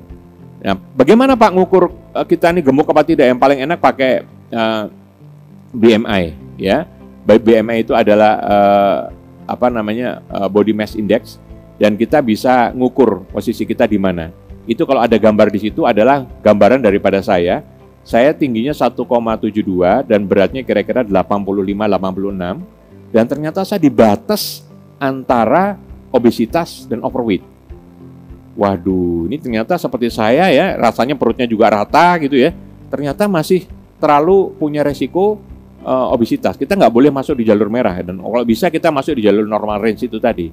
Ya, kalau saya tarik dengan tinggi saya di jalur normal range, jadi dengan 172 itu berat saya ternyata tidak boleh lewat, dibatasinya di kira-kira di 73 kg. Kira-kira begitu. Ini hanya untuk memberikan gambaran Bapak Ibu bahwasanya kita nggak sadar bahwa kita sebetulnya sudah masuk dalam fase overweight, bahkan masuk di obesitas. Ya, kira-kira gitu. Terus ada cara ngukur lain nggak, Pak? Nah, cara ngukur lain juga bisa dilihat dari lingkar perut sebetulnya. Nah, ini adalah satu data saja, di mana sebetulnya gampangannya begini nih kalau saya lihatnya. Semakin kita punya perbandingan antara lingkar pinggang itu lingkar perutnya kita, dibandingkan lingkar panggul, kalau lebih besar lingkar pinggangnya gitu ya, maka itu semakin berbahaya. Ya gitu ya. Karena panggul kita itu besar sebetulnya ya, panggul kita besar. Kalau wanita panggulnya lebih besar lagi kan. Jadi makanya dibatasinya angka-angkanya di sini 0,0, ya. Sangat tingginya tuh 0,88, 0,9 gitu. Kalau yang pria sangat tingginya 1,02. Nah, kalau gampangannya yang pria begini, ketika perut kita tuh lebih besar daripada panggulnya gitu ya, kira-kira gitu ya. Ya ini sebetulnya udah dalam resiko yang sebetulnya kita sudah kegemukan, kira-kira gitu ya. Ada potensi obesitas tadi dan seterusnya. Kalau gampangannya gini deh, kalau gampangannya saya lihat gini. Kalau perut kita tuh masih bisa ditarik seperti ini gitu ya. Ini kan kelihatannya nggak gemuk-gemuk amat gitu ya, terutama yang kanan atas gitu ya. Tetapi kalau kita bisa lihat seperti yang kanan bawah kita ambil seperti ini kita sebetulnya udah problem gitu. Ya. Jadi sejak saya masuk program untuk bagaimana ngecilin perut gitu ya, kira-kira gitu. Saya seneng ngeliatin perut orang sekarang. Perut orang saya perhatiin, wah ini overweight menjelang obesitas, kira-kira gitu dan seterusnya. Jadi kita yang benar nih memang betul-betul mengukur tubuh kita supaya jangan sampai kegemukan. Itu yang nomor 1 tadi ya. Yang nomor 2, mungkin saya merokok dan minuman keras nggak terlalu saya bahas dalam karena udah jelas merokok tuh ada kandungan-kandungan nikotin, tar dan segala macam, itu kontribusinya luar biasa kepada jantung kita. Jadi tadi kan ingat ya, ada minuman keras, merokok dan stres yang membuat otot pembuluh darahnya tuh spasem gitu. Jadi mengecil sendiri gitu, kira-kira begitu. Nah, ini kan berarti kan ini sesuatu yang apa ya, yang harusnya dihindari, dan orang-orang muda itu sudah terbiasa dengan ini gitu. Nah ya, kalau kita lihat yang kedua yang juga memberikan kontribusi tanpa disadari itu adalah stres. Ya, stres itu kenapa? Stres itu sebetulnya menyebabkan kita punya tubuh ini melepaskan hormon kortisol sama adrenalin itu besar, dan dua hormon ini yang memberikan kontribusi kepada permasalahan di pembuluh darah kita atau di jantung kita. Ya, jadi stres itu kalau berkepanjangan gitu bisa jadi berbahaya serius. Pak, gimana saya mengukur stres gitu ya, kira-kira begitu. Nah, ini saya ngasih, ini materi ini nanti PDF-nya akan diedarkan oleh teman-teman HC, oleh Bu Yeni gitu ya. Jadi bisa jadi macam checklist buat diri kita masing-masing. Ini adalah checklist bagaimana kita mengetahui stres kita. Ada 1, 2, 3, 4, 5, 6, 7, 8, 9, 10, 11 kira-kira yang bisa kita ukur terhadap diri kita, parameternya. Saya cepat marah nggak gitu. Kalau Anda hampir tidak pernah itu 1. Kalau kadangkala itu 2. Kalau sering itu 3. Kalau hampir selalu itu 4. Anda harus ngisi. Gitu ya. Poin 3. Poin 2. Saya memiliki watak yang berapi-api. Kalau hampir tidak pernah itu 1. Kadangkala 2 poinnya. Sering 3. Hampir selalu 4. Ya. Saya mudah tersinggung, sama diisi. Ya, saya jengkel karena tidak dihargai telah bekerja baik, bisa diisi. Sampai yang paling bawah, saya marah ketika hasil pekerjaan baik saya dievaluasi buruk. Itu kayak gitu-gitu, itu merupakan parameter-parameter yang bisa dinilai untuk stres tidaknya kita. Saya mencoba memasukkan diri saya kepada data ini ya, pada data ini. Hasilnya seperti ini. Mengejutkan buat saya karena saya termasuk ada skor di situ, di mana kalau saya ini orangnya memang berapi-api banget gitu ya. Saya ini orangnya energik banget. Teman-teman yang udah biasa kerja sama saya, Bu Suli, Pak Fadila, Mas Kiki, pasti ngerti banget itu. Ya, kalau saya ini orangnya energik banget, berapi-api banget ya, motivated banget kira-kira gitu. Dan hampir selalu begitu. Ternyata itu memberikan kontribusi angka yang besar, 4. Ya, kalau yang lain-lain yang udah tersinggung tuh kadangkala lah. Kalau yang cepat marah dan segala macam, rasanya udah dalam level saya sekarang, di usia sekarang saya ini udah ya jarang banget lah, kira-kira begitu ya. Nah, skor ini bisa dijumlah 4, 10, 4 jadi 18. Dan 18 itu masuk dalam kategori sedang stresnya. Bapak Ibu sekalian sering nggak sadar tuh, kita sebetulnya masuk kategori stres. Ya, jadi kalau udah 22 sampai 40 itu tinggi. Nah, kalau ini nggak disadari dan terus tidak termonitor dengan baik, itu kontribusinya ke jantung kita juga. Saya lagi mikir ya, karena mungkin saya ini orangnya berapi-api banget kali ya. Terus kemudian jangan-jangan kontribusi jantungnya juga dari stres saya, misalnya kayak gitu. Jadi kalau yang dikatakan baik di sini tuh orang yang sebetulnya kayak nggak punya emosi gitu. Tidak euforia, happy banget ketika mendapatkan hal yang baik, dan tidak menangis ketika sedih gitu. Jadi datar gitu ya, kira-kira begitulah ya kira-kira. Nah itu gambarannya. Depresi pun juga bisa dicek Bapak Ibu ya. Ini adalah beberapa parameter untuk mengecek depresi. Anda silahkan memberikan centang kepada Anda yang merasakan. Misalnya, saya mudah tersinggung dan sedih. Oh enggak usah dicentang. Saya kehilangan minat terhadap aktivitas yang biasa saya nikmati. Oh enggak usah dicentang. Ini nomor 4 ya. Tidur saya berkurang dari biasanya. Nah ini saya mungkin ada gitu ya. Kemudian saya merasa gelisah, tidak sanggup duduk diam dan seterusnya. Ya, sampai di situ yang nomor 2 dari tadi, saya merasa kehilangan minat seks. Itu juga bagian daripada yang perlu diwaspadai. Jadi ini menarik ya. Saya coba mencentang diri saya sendiri. Dan centangan saya ternyata ada 3. Yaitu makan kurang dari biasanya dan mulai makan lebih berat dari biasa atau berat badan bertambah.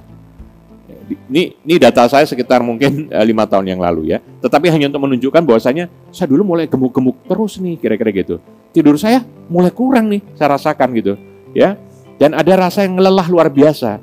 Nah, batasannya mana? Batasannya kalau sudah sampai di angka 5, kita itu sudah masuk dalam kategori depresi. Sekali lagi banyak orang yang nggak sadar tentang ini. Ya, saya nggak depresi, masa kayak saya depresi, kira-kira gitu. Tetapi kalau item ini sudah ada, bahkan 5, Anda sebetulnya masuk dalam konteks depresi. Kira-kira begitu. Ya, jadi ini alat tools kita untuk bisa membantu bahwa stres depresi itu bisa kontribusi luar biasa kepada kita, sakit jantung kita, dan ini yang harus kita waspadai pada diri kita masing-masing. Ya. Nah, bagaimana kita mewaspadai gejala-gejalanya? Ini yang sekarang saya share. Jadi gejala-gejalanya yang menarik, laki dan perempuan itu suka beda kadang-kadang. Nah, ini kalau ngomong gejala begini ya, Bapak Ibu ya. Kalau pria itu ada rasa nggak enak di dada lah, rasa nggak nyaman di dada, ya. Terus kemudian dia nyebarnya ke bahu gitu, bahkan kadang-kadang sampai ke tangan gitu. Utamanya yang biasanya kenanya sebelah kiri gitu, ya. Bahkan kena di bagian tulang bahu, tulang leher gitu ya. Nah, terus budaya jadi, waduh aku masuk angin nih di kroking, kira-kira gitu aja kan biasanya. Karena memang nuansanya seperti itu dan mulai nggak balance gitu. Kemudian, nah ini, nafas mulai sesak. Nafasnya tidak selonggar biasanya. Ya, ketika kita pembuluh darah itu menyempit, ternyata itu pembuluh darah itu menyebabkan nafas kita juga tidak bisa panjang gitu. Tidak bisa normal lagi, ya. Nah, jadi itu kemudian kalau udah ada bagian sebelah kiri sakit ya apalagi, ya. Napas pendek, keringat, mual, pusing, ya rasa mudah lelah, nah seperti itu. Ya, jadi ini adalah merupakan bagian yang harus perlu diwaspadai ya untuk di pria. Kalau yang wanita kadang-kadang bisa beda bagaimana mereka punya serangan. Yang pertama adalah dia malah kenanya lengannya kiri kanan tuh, ya lengan kiri kanan sama bahunya. Dadanya suka ada rasa kram, kemudian sakit tumpulnya di sini nih, di tengah-tengah daripada dada atau payudaranya. Napas pendek sama ya, napas pendek seperti yang cerita sebelumnya. Jadi pembuluh darah tuh begitu mengecil, Bapak Ibu, itu napasnya pendek. Kemudian rasa salah pencernaan, wah rasanya kayak salah makan, wah ini lambungnya kena gitu ya. Rasa sakit pada perut bagian bawah. Kemudian rasa lelah yang parah, jadi gampang capek banget kira-kira begitu dan seterusnya. Bapak Ibu, yang bisa merasakan tubuh kita beda itu ya kita sendiri. Makanya kita tuh jangan cuek-cuek aja gitu. Ketika kita ngerasakan, loh napasnya kok nggak kayak biasanya ya, gitu ya. Loh saya kok sekarang gampang lelah banget ya, kira-kira gitu. Loh, saya sekarang mulai ada yang tangan kiri nggak enak. Yang bisa ngerasain kita sendiri, bukan orang lain. Makanya ketika kita ada gejala-gejala seperti itu, kita perlu waspada, kita melakukan pengecekan. Kira-kira begitu ya. Nah, Bapak Ibu, itu yang saya bisa ceritakan. Bagaimana ini kita mewaspadai dari penyakit ini. Bapak Ibu sekalian, saya punya cerita menarik. Jadi, November tahun lalu, saya dipasang ring, ya. Dan saya bisa relatif orang yang dipasang nggak ada gejalanya, nggak ngerasain gejalanya. Jadi waktu saya dipasang pertama dulu juga, MSCT tau-tau bumpet 80% gitu ya, terus kemudian di balon dia pasang ring. Nah, setelah selesai baru ngerasain, nafasku kok lebih panjang ya. Nah, karena prosesnya pelan-pelan itu menyempitnya kan gitu ya. Jadi kita bertahap teradaptasi gitu. Nah, jadi itu yang harus hati-hati. Nah, setelah pasang ring 2008, terus pasang ring lagi di tahun 2020 gitu ya. Itu jangka panjang sekali. Itu menurut saya ada faktor X yang menyebabkan dulunya udah aman nggak pasangnya, kok tahu-tahu pasang ring lagi gitu. Ada faktor X. Karena dokter pertama saya mengatakan kayaknya model seperti Anda nggak akan pasang ring lagi. Itu cuma 1 kali aja, mungkin dulu ada luka di pembuluh darahnya gitu ya. Tetapi ternyata terjadi lagi. Berarti ada faktor X apa nih yang nanti kita akan bongkar ya. Nah, menariknya waktu November 2020 saya pasang ring, setahun kemudian kan harus check up lagi nih. Check up-nya sih setiap 2 bulan, tetapi setahun kemudian harus MSCT lagi. Dengan kondisi saya punya hasil darah yang selalu terkontrol dengan baik, tekanan darah yang baik, saya tidak merokok, saya tidak minum minuman alkohol, saya tidak punya diabetes juga, tidak ada turunannya. Dan hasil darah saya seperti ini yang terakhir. Coba lihat ya. Kolesterol total saya 142. Rendah banget. Kolesterol HDL saya 65. Tinggi banget. Kira-kira begitu ya. Tensi saya rata-rata selama 1 tahun itu 120-80. Bahkan pernah 110-70. Jadi nggak pernah tinggi lah. Kira-kira begitu. Bagus banget. Kalau kita ngeliat pakai rumusan tadi akan kelihatan. Kolesterol total dibagi dengan kolesterol HDL itu di bawah 4, angkanya 2,18. Keren banget dong, kira-kira gitu ya. Kolesterol total saya kalau angkanya HDL-nya adalah 65, maka kolesterol totalnya boleh 260, jadi jauh banget. So, selama 1 tahun, kondisi darah saya seperti ini, keren banget. Selama 1 tahun tensinya baik, tidak merokok, hidupnya sehat, dan seterusnya. Ya, tetapi 17 Desember 2022, saya harus ditindak lagi karena ada penyempitan di 1 titik. Pertanyaannya gimana itu bisa terjadi dengan kondisi yang sudah begitu baik kondisinya. Kira-kira begitu ya. Nah, ini yang menarik ya, menarik sekali. Ternyata terus ada perkembangan-perkembangan yang harus dipelajari di situ ya. Ketika dokter melihat hasil tes darahnya ini, dokter ini dalam foto ini adalah dokter Dasaat yang menangani saya. Dia juga ngelihat hasil tes darahnya bagus ya, 1 tahun oke dan segala macam. Dia cuma ngelihat Pak Jan menurut saya masih kegemukan gitu. Padahal saya sudah turun 7 kilo ya, tapi matanya masih kegemukan. Bapak harus diet lagi. Hubungannya apa gitu. Terus dia bilang bahwasanya ada potensi dari inflamasi. Nah, inflamasi itu bahasa lainnya peradangan lah ya kalau bahasa kita gitu ya, yang non medis. Nah, ternyata ada kontributor lainnya di luar yang tadi, yang saya terangkan tadi, yaitu inflamasi. Inflamasi atau peradangan itu adalah reaksi tubuh kita sebetulnya secara alami ketika kita mengalami serangan penyakit. Sakit luar, sakit dalam. Sakit luar kita kecucuk gitu ya, sakit dalam ketika kita flu, kita sakit gitu ya. Itu terjadi proses inflamasi, peradangan, proses. Dan ini adalah bagian daripada proses recovery tubuh kita. Ya. Jadi gampangannya begini deh, ketika kita mengalami cedera misalnya, ada luka, kita tertancap kayu gitu ya, maka terjadi inflamasi sebelah kanan tuh. Kalau nggak dia jadi bengkak, memerah, sakit gitu ya, terus cenut-cenut dan segala macam, itu adalah proses inflamasi sebetulnya, proses peradangan yang sedang berjalan. Dan ternyata penelitiannya sudah mengatakan bahwasanya inflamasi adalah penyebab daripada salah satu kontributornya dari penyakit jantung. Ya, saya sampai ikut melihat ini di YouTube ada ya, Prevention Series Podcast ya untuk Inflammation and Heart Disease.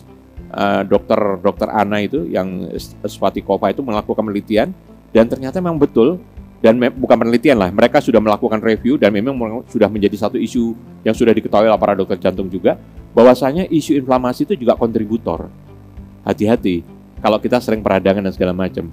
Nah, gimana kita tahunya kalau kita punya inflamasi yang rate-nya tinggi, skornya tinggi? Itu ternyata ada tes yang namanya CRP.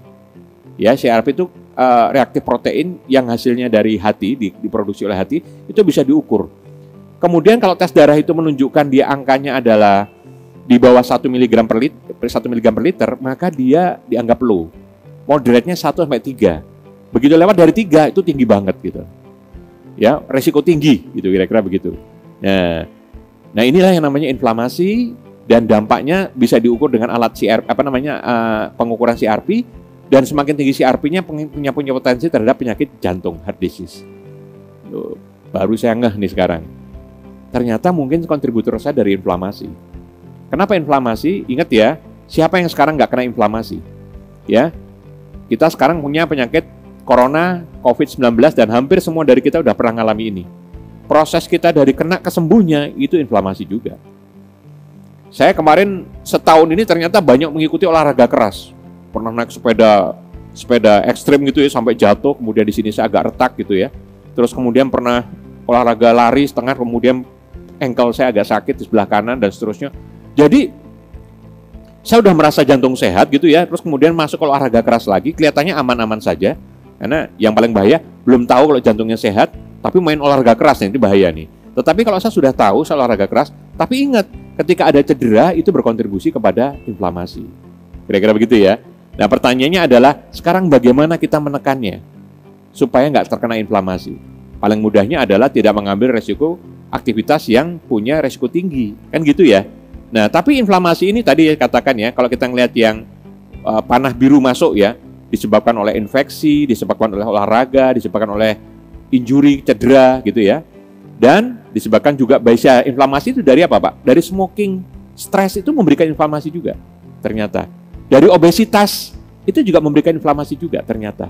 Kira-kira gitu ya. Dan dampaknya kemana-mana. Some cancer dari situ, Alzheimer ya. Dan juga, nah yang kanan atas itu ya, cardiovascular disease. Jadi penyakit kardiovaskular itu baik jantung maupun ke stroke. Yang menarik itu adalah caranya gimana gitu. Di penelitian dan tadi di YouTube tadi itu di sharingnya dokter tadi menyatakan diet itu adalah cara terbaik untuk menekan inflamasi.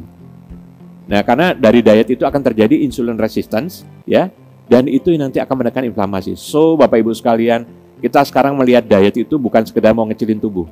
Diet kita itu adalah dalam rangka untuk memerangi inflamasi kita yang memang tidak bisa terhindari kadang-kadang. Kira-kira begitu ya. Apalagi yang sudah pernah kena COVID dan seterusnya. Makanya makan kita itu penting sekali, apa asupan kita penting sekali. Maka kita lihat ya, bagaimana pola makan kita yang sehat. Paling enak kita ngeliat Pirimadi makan sehat. Ini mungkin udah sering nih dengar kayak gini ya, tetapi kita tekankan. Kalau tadinya hanya, ayo kita caranya kurus, harus kita caranya sehat, sekarang saya kaitkan nih dengan jantung kita dan resiko kita. Nah, kalau ada cerita di depan tadi, di mana pasang balon, di mana pasang ring, mungkin lebih mikir kita untuk melakukan ini sekarang. Lebih pengen gitu lah, kira-kira begitu. Ya, nah dari piramida makan ini bisa kelihatan ya, Bapak Ibu ya, apa yang harus dihindari yang paling atas. Makin ke bawah makin baik. Ya, yang paling atas yang harus kita hindari adalah makanan minuman manis, ya, alkohol, kemudian juga karbohidrat, ya, kemudian makanan yang cenderung digoreng lah, kira-kira begitu ya. Daging merah itu dari hewan kaki 4 sebetulnya, kambing, kemudian juga sapi, kira-kira gitu ya. Itu daging merah, itu konteksnya itu kalau bisa ini udah dihindari total gitu. Ekstrim lah itu ya, seperti itu ya. Kita udah ngurangi banget lah gula, ngurangi banget segala macam. Roti putih itu juga kena tuh ternyata di situ. Roti putih ya, bukan roti gandum. Kemudian yang nomor 2 yang di bawahnya lagi itu adalah yang mulai kita, kalau tadi ini setengahnya agak ekstrim, kita kurangi total gitu ya. Yang nomor 2 tuh kita kurangi lah, kira-kira begitu. Ya, sedikit-sedikit ya, seperti susu, keju gitu ya. Kemudian yang lebih bagus yang nomor 3 nih, turun ke bawahnya lagi. Kacang polong, kacang-kacangan gitu ya. Tofu gitu ya, kira-kira gitu. Ikan oke. Ayam masih oke juga. Karena kita juga perlu protein-proteinnya juga, kira-kira begitu ya. Nah, jadi asal nggak daging merah lah, judulnya begitu. Makin ke bawah, makin didukung lagi bagus. Intinya adalah makan buah dan sayur-sayuran, dibantu oleh minyak sehat. Minyak sehat itu seperti minyak zaitun, minyak olive, kira-kira begitu ya. Dan kalau roti pun gandum, kira-kira begitu. Jadi ini adalah yang keempat dari atas ini, yang di nomor 2 dari bawah ini adalah yang harusnya kita mulai rubah dan biasakan hidup kita seperti itu. Ditambah lagi yang sebelah bawah, rutinitas olahraga dan rutinitas kontrol aktivitas kita, berat tubuh kita, tensi kita dan seterusnya dengan makan makanan yang terkait.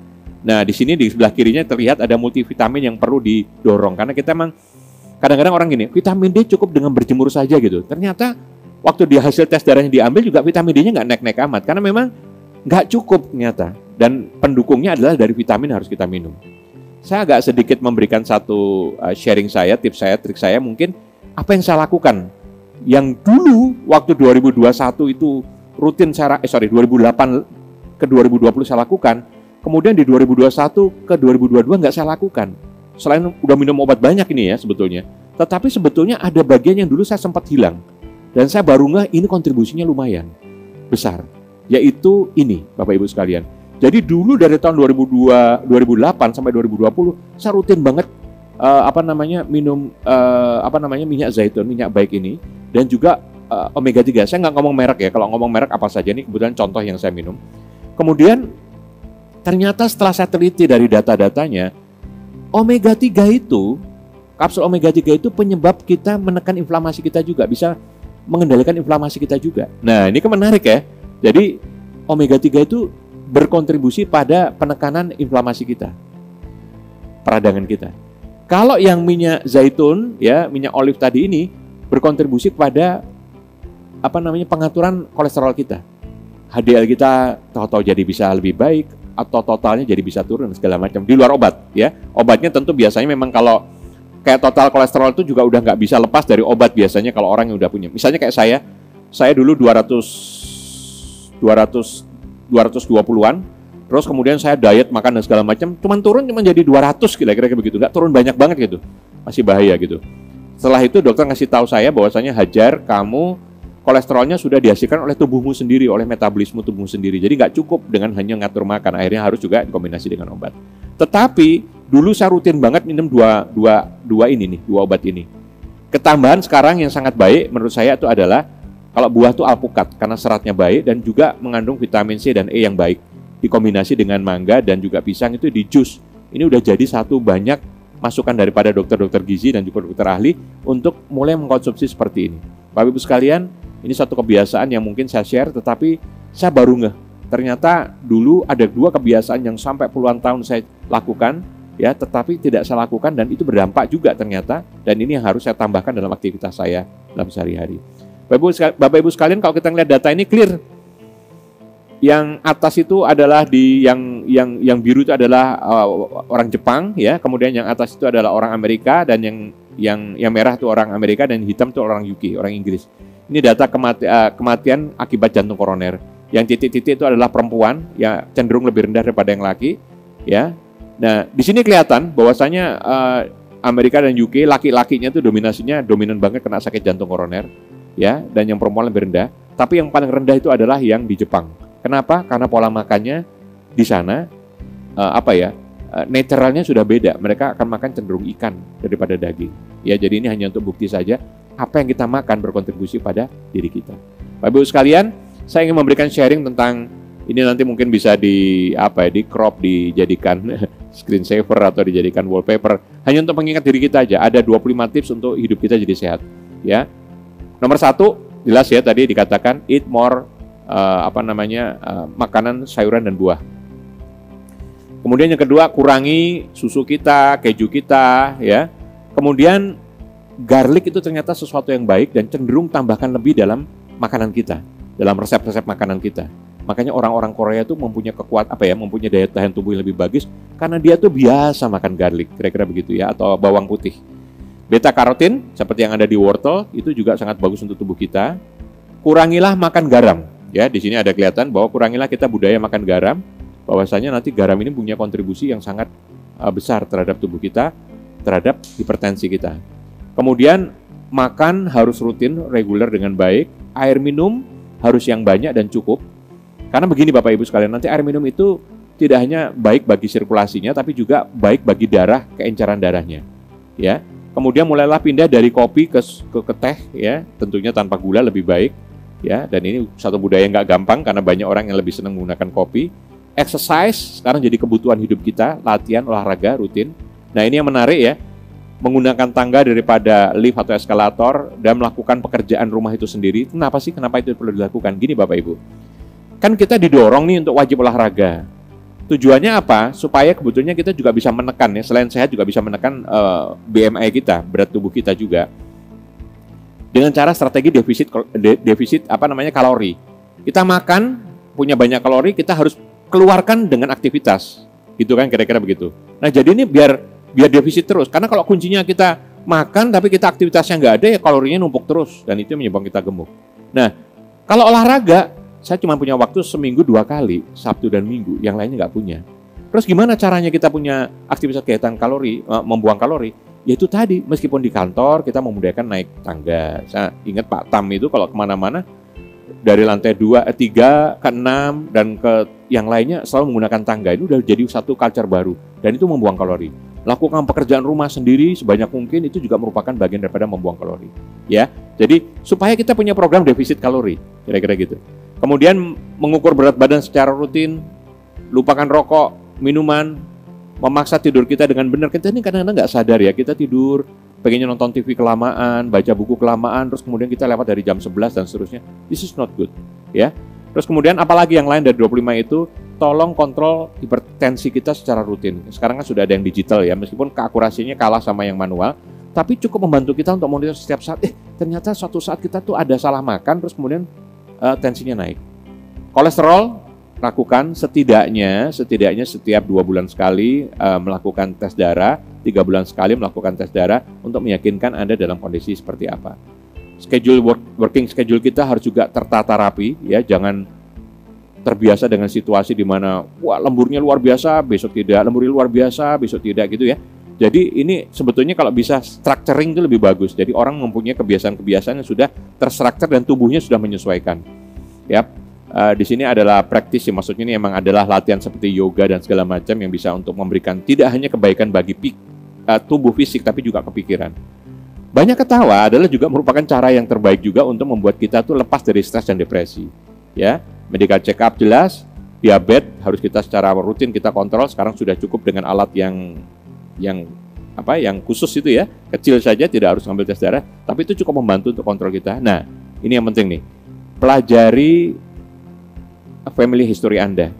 Pastikan yang terkait dengan, terutama nih kalau saya boleh ngomong, yang terkait dengan penyakit stroke, yang terkait dengan penyakit jantung koroner, jantung, yang berkaitan dengan penyakit diabetes, ya, yang berkaitan dengan penyakit cancer, ini adalah hal-hal yang kita cari betul. Adakah keluarga kita yang mempunyai riwayat itu? Mungkin tidak langsung ya, mungkin dari kakek, tidak dari orang tua, tapi kena di kakak kita atau adik kita. Nah, ini harus diperhitungkan dengan baik karena memang turunan itu memberikan kontribusi luar biasa tadi.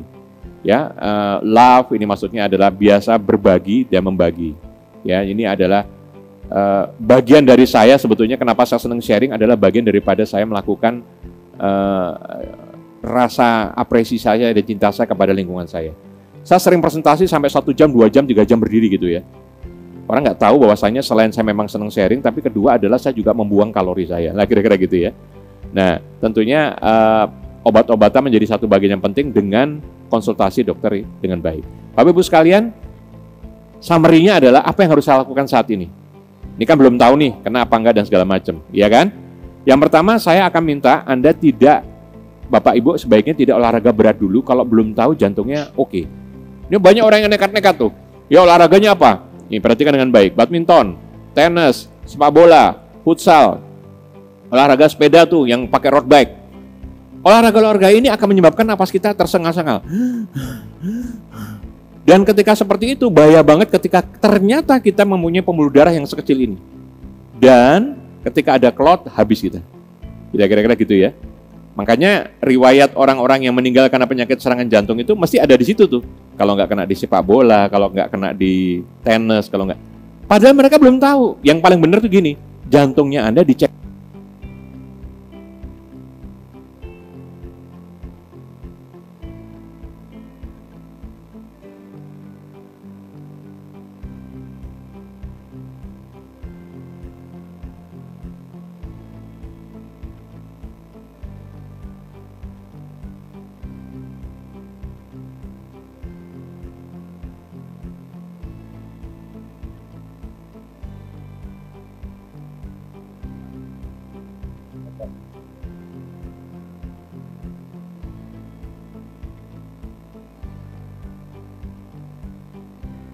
Suaranya hilang.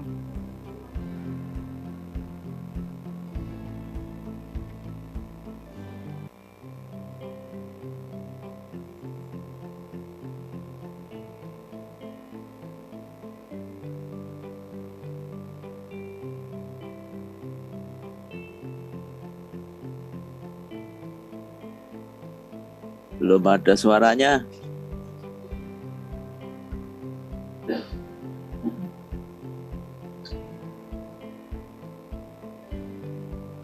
Lagi jelek jaringannya kayaknya.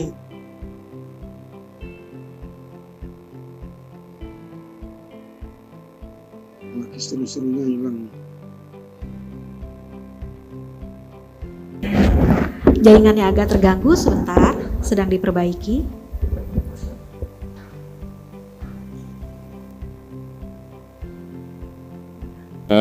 Suara saya masuk ya? Oke ya. Maaf yang tadi terganggu karena baterai daripada mic-nya juga habis. Nah, yang kedua adalah tadi udah dinyatakan kita harus hati-hati juga dengan aktivitas kita karena semua sakit kita, semua cedera kita itu berdampak kepada inflamasi dan inflamasi sebagai kontributor juga. Ya. Nah, yang ketiga udah nggak bisa enggak deh. kayaknya memang pola makan kita harus sudah dirubah dan olahraga ringan kita harus rutin. Ya, bukan karena disuruh, bukan karena ada kegiatannya, tapi menjadi kebutuhan. Kalau Pak Dirut sekarang sudah, Pak Agung ya, sudah menekankan pokoknya semua harus under 100, nggak boleh ada yang beratnya lewat 100. Nah, kira-kira gitu ya. Jadi kalau ngomong udah under 100, logikanya orang kita tubuhnya nggak ada yang tinggi-tinggi banget gitu, berarti memang over banget kalau sudah sampai 100. Kalau saya sebetulnya under 90 itu udah harus, ya, karena memang 90 pun sudah gendut banget. Target saya under 80, kira-kira begitu ya. Nah, jadi pola makan sudah nggak bisa tidak, menggunakan makanan-makanan yang sehat harus jadi kebutuhan. Kemudian ketiga, minum air putih yang banyak ya. Minum air putih yang banyak seperti ini memang nampaknya biasa-biasa saja, tetapi sebetulnya bukan hanya bagus bagi sirkulasi tubuh kita, tapi juga bagus bagi keenceran darah kita. Saya pernah iseng nih ya, diambil darah saya sebelum saya minum air putih banyak, dan kemudian saya minum air putih yang banyak, kemudian diambil lagi. Dan ternyata keenceran darahnya berbeda. Ya, kira-kira begitu. Makanya kalau para suster atau tenaga medis di rumah sakit itu kalau ngambil darah sambil ngomong, kurang air nih, kurang air minum nih, kira-kira gitu. Karena memang seperti itu, ya. Nah, kalau kita encer darahnya, tentunya kan berkontribusi juga terhadap keamanan kita terhadap penyumbatan, kira-kira gitu. Tapi untuk kondisi-kondisi yang dimana kita memang sudah declare ada plaknya gitu ya, dan seterusnya, ya kita sebaiknya minum obat juga pengencer darah, ya. Dan itu ada macam-macamnya, ya. Dan itu harus dalam rekomendasinya dokter, kira-kira begitu. Nah, kemudian tes darah, tolong ini harus jadikan budaya kita juga, setidaknya 3 bulan sekali. Kadang-kadang orang ini tidak mengenali dirinya sendiri dengan baik. Begitu dia tes darah, dia baru mengerti di mana sebetulnya yang salah dengan dirinya dan tubuhnya. Kalau berdasarkan fisik, apa yang kita lihat kayaknya semuanya everything is okay-okay aja. Tapi tes darah adalah jawaban yang tidak bisa dipungkiri. Ya, kira-kira gitu ya. Nah, Bapak Ibu sekalian, apa yang saya lakukan ketika saya memiliki gejala penyakit ini?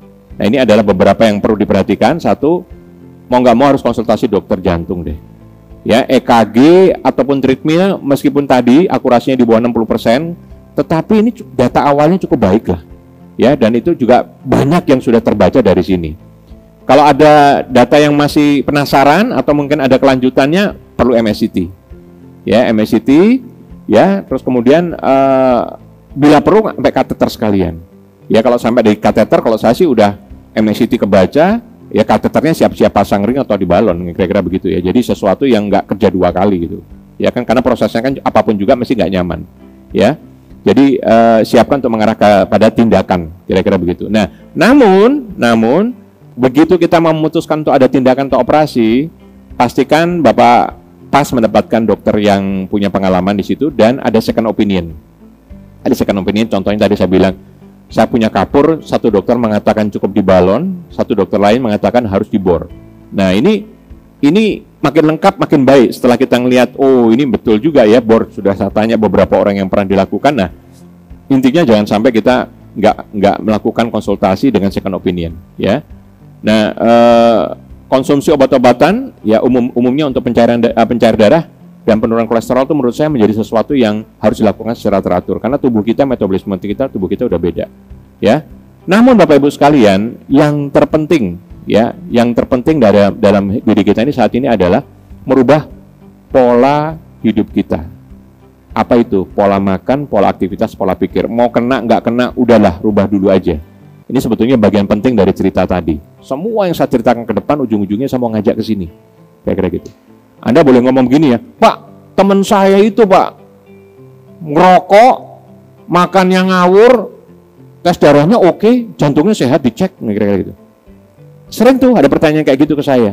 Terus saya kasih tahu, percaya apa tidak, metabolisme tubuh kita tuh beda-beda. Ada orang yang seperti itu, meskipun nggak banyak gitu, ya, ada orang yang seperti itu, tapi banyak yang seperti kita, yang sensitif terhadap apa yang kita makan. Jadi ini blessing lah orang-orang yang seperti itu, yang mungkin tubuhnya tuh ketika di MSCT bersih luar biasa, padahal yang rokok, yang minum, yang makanannya ngawur, mungkin saja ada, tetapi nggak bisa jadikan acuan karena tubuh kita itu beda-beda. Dan lebih baik kalau saya sih ya, underestimate dulu nih, lebih baik saya hati-hati terhadap tubuh kita, kira-kira begitu, ya. Nah, akhirnya kunci kesehatannya tadi dikatakan pola hidup kita ini adalah dengan mengenali diri kita dengan baik, dan ada 3 hal penting yang harus diperhatikan di situ, yaitu pola aktivitas kita, pola makan kita, dan pola pikir kita. Ya, pola aktivitas kita apa? Pastikan Anda istirahat cukup, Ya, pastikan Anda punya waktu olahraga teratur. Kalau pola kerja oke lah, saya sudah anggap Anda sudah ngerti bagaimana. Tapi istirahat cukup dan olahraga teratur, saya yakin masih banyak yang belum melakukannya dengan baik. Di pola makan kita gimana? Pastikan Anda ngikutin berdasarkan teori piramida makanan yang sudah di-share tadi. Ya, makin ke bawah makin bagus. Kapan Pak? Mulai dari sekarang. Semakin Anda mengasup makanan-makanan yang tadi cenderungnya buah dan sayur, somehow entah gimana tubuh kita tuh kecil sendiri gitu. Ya, karena memang tubuh kita tuh langsung menyesuaikan untuk itu. Tapi kalau orang yang tubuhnya kecil belum tentu sehat loh ya, karena memang mungkin udah bawaan. Tapi kita yang gemuk-gemuk ini, ketika makannya seperti itu, langsung susutnya cepat banget. Kira-kira begitu. Dan itu yang paling penting bukan susutnya ya, tapi yang paling penting adalah kesehatannya. Ya. Kemudian ingat ya, diet ini juga memberikan kontribusi besar terhadap pengendalian inflamasi atau peradangan. Dan terakhir pola pikir kita. Di pola pikir kita itu apa? Tentunya dengan ibadah kita yang semakin meningkat, semakin baik, dan punya jiwa yang ikhlas, itu akan luar biasa memberikan kontribusi. Kemudian selalu berpikir positif terhadap kejadian apapun yang di depan kita tidak pernah mengeluh. Karena kita selalu melihat sisi positif dari negatifnya. Kira-kira begitu. Nah, jadi orang yang mempunyai mental tenang dan datar. Saya memperhatikan ada pemain golf, pemain tenis itu ya, yang mentalnya datar, begitu dia menang itu dia santai, diem aja, enggak panik, enggak sorak-sorai luar biasa. Kalau bola kan sorak-sorai luar biasa. Itu mempunyai mental yang tenang dan datar itu ternyata kontribusinya luar biasa. Jadi ini adalah sesuatu yang bersifat summary. Dan yang terakhir, demikianlah yang bisa saya sharingkan kepada Bapak Ibu semua. Sekali lagi saya bukan tenaga medis dan saya juga bukan dokter, ya, tetapi saya adalah penyintas dari penyakit jantung koroner, sudah pernah mengalami ini. Dan justru buat saya, dengan cara saya menyampaikan dengan bahasa saya yang awam ini, mungkin lebih mudah bagi teman-teman untuk teredukasi dan paham dan memotivasi yang paling penting untuk mulai merubah pola hidupnya. Ya, jadi sekali lagi terima kasih semua perhatian dari Insan Wika ya. Dan yang paling penting setelah acara hari ini kita melakukan perubahan-perubahan yang tahu alasannya kenapa kita berubah. Terima kasih. Wassalamualaikum warahmatullahi wabarakatuh. Waalaikumsalam warahmatullahi wabarakatuh. Baik, terima kasih Pak Hajar warahmatullahi wabarakatuh. atas sharingnya yang sangat bermanfaat. Baik Bapak Ibu sekalian, kita langsung masuk ke sesi tanya jawab. Juga sudah ada Dr. Podra bersama kita. Baik, ini Pak Hajar ada pertanyaan nih dari Wika Beton. Boleh juga nanti dibantu oleh dokter. Yang lewat chat ya?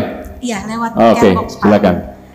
Apakah air yang baik dan bermanfaat untuk mengencerkan darah ialah semua air yang masuk ke tubuh kita atau ada air tertentu, Pak? Ya. Nanti Dr. Podra bisa nambahkan ini ya. Tetapi secara umum begini. Jangan minum air yang jelas-jelas tadi itu ada isunya adalah isu yang punya kontribusi negatif nih. Contoh manis, gitu ya. Contoh kandungan nikotinnya tinggi atau kafeinnya tinggi, kira-kira gitu ya. Nah, itu kan jelas-jelas tadi udah punya satu dampak ya. Nah, tentunya air yang baik adalah air yang makin natural, makin baik, kira-kira begitu. Terus kemudian yang kedua, kalau saya boleh kaitkan juga ada hubungannya dengan pH. Ya, ada hubungannya dengan pH. pH-nya kita itu semakin asam atau air yang punya pH sangat rendah gitu kira-kira dengan air yang pH-nya tinggi. Ya, kalau kita sekarang udah ada beberapa produk gitu ya yang ada beredar di pasaran tuh pH-nya tinggi-tinggi tuh. Kenapa? Karena ternyata beberapa penyakit itu tumbuh dan berkembang dengan baik di pH yang rendah atau kadarnya tubuh kita tuh menjadi begitu asam. Ini salah satu contoh. Saya memperhatikan ada beberapa dokter yang sangat rajin minum air dan saya perhatikan produknya yang itu yang setelah saya cek, saya nggak ngomong produk nih ya, cuman setelah saya cek ternyata pH-nya adalah di atas 8 ya sampai dengan 9-nya. Jadi ternyata itu memberikan kontribusi yang baik juga ya, kira-kira gitu. Jadi minuman senatural mungkin dan juga pH-nya bukan paling tinggi ya, kalau paling tinggi juga nanti jadi masalah, tapi pH-nya yang di atas daripada rata-ratanya ya, cenderung basah.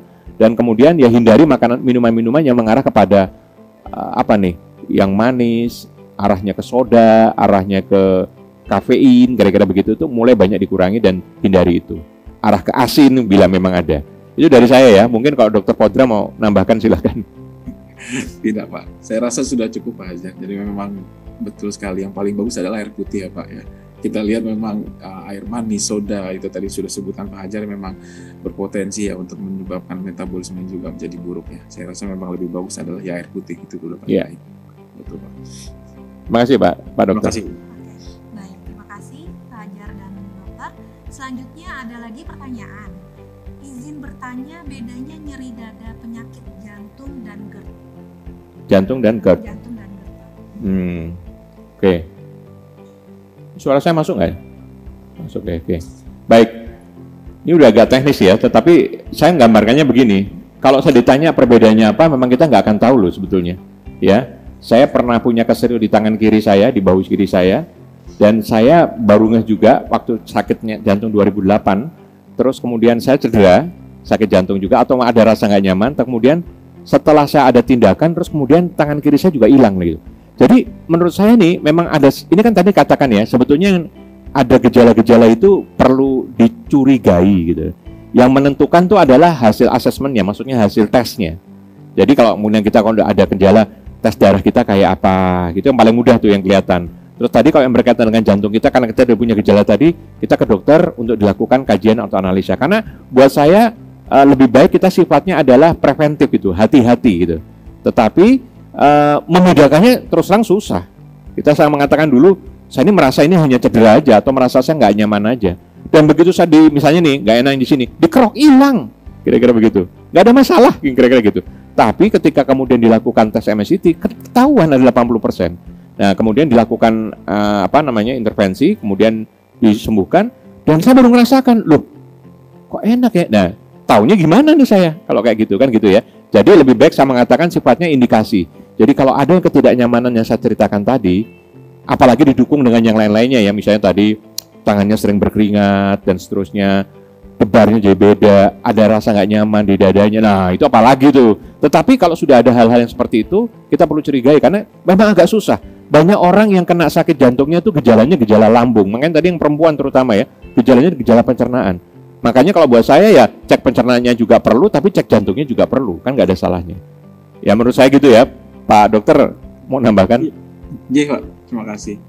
Ya betul sekali Pak, memang utamanya adalah nyeri dada ya Pak ya. Jadi memang betul sekali kalau jantung itu ataupun GERD ya memang kita bisa hampir samar ya membedakannya. Nah, hanya saja memang ada beberapa izin menambahkan ya Pak ya, memang kekhususan terutama untuk jantung memang itu adalah sifatnya yang menjalar. Di mana tadi sudah disampaikan Pak Hajar juga tadi di materinya memang nyeri dadanya ini tipikalnya ini dirasakan ke sebelah kiri ya Pak ya tadi ya Pak Hajar ya, di mana ke bahu kiri tadi Bapak sampaikan, kemudian di lengan kiri, kadang-kadang sampai ke punggung gitu ya. Sifat nyeri yang menjalar inilah yang mungkin bisa menjadi suatu tanda, dan nyerinya terus menerus dan hebat ya, terutama seperti nyerinya seperti ditusuk, diremas atau ditindih gitu ya. Itu potensi terjadinya kemungkinan serangan jantung.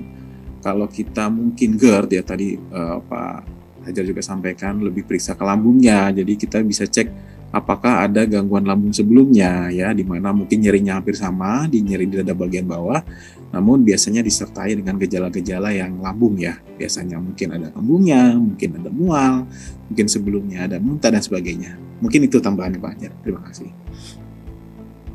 Semoga terbantu terjawab pertanyaannya untuk Mbak Andi Masada. Selanjutnya ada dari Pak Vera Primera Putra.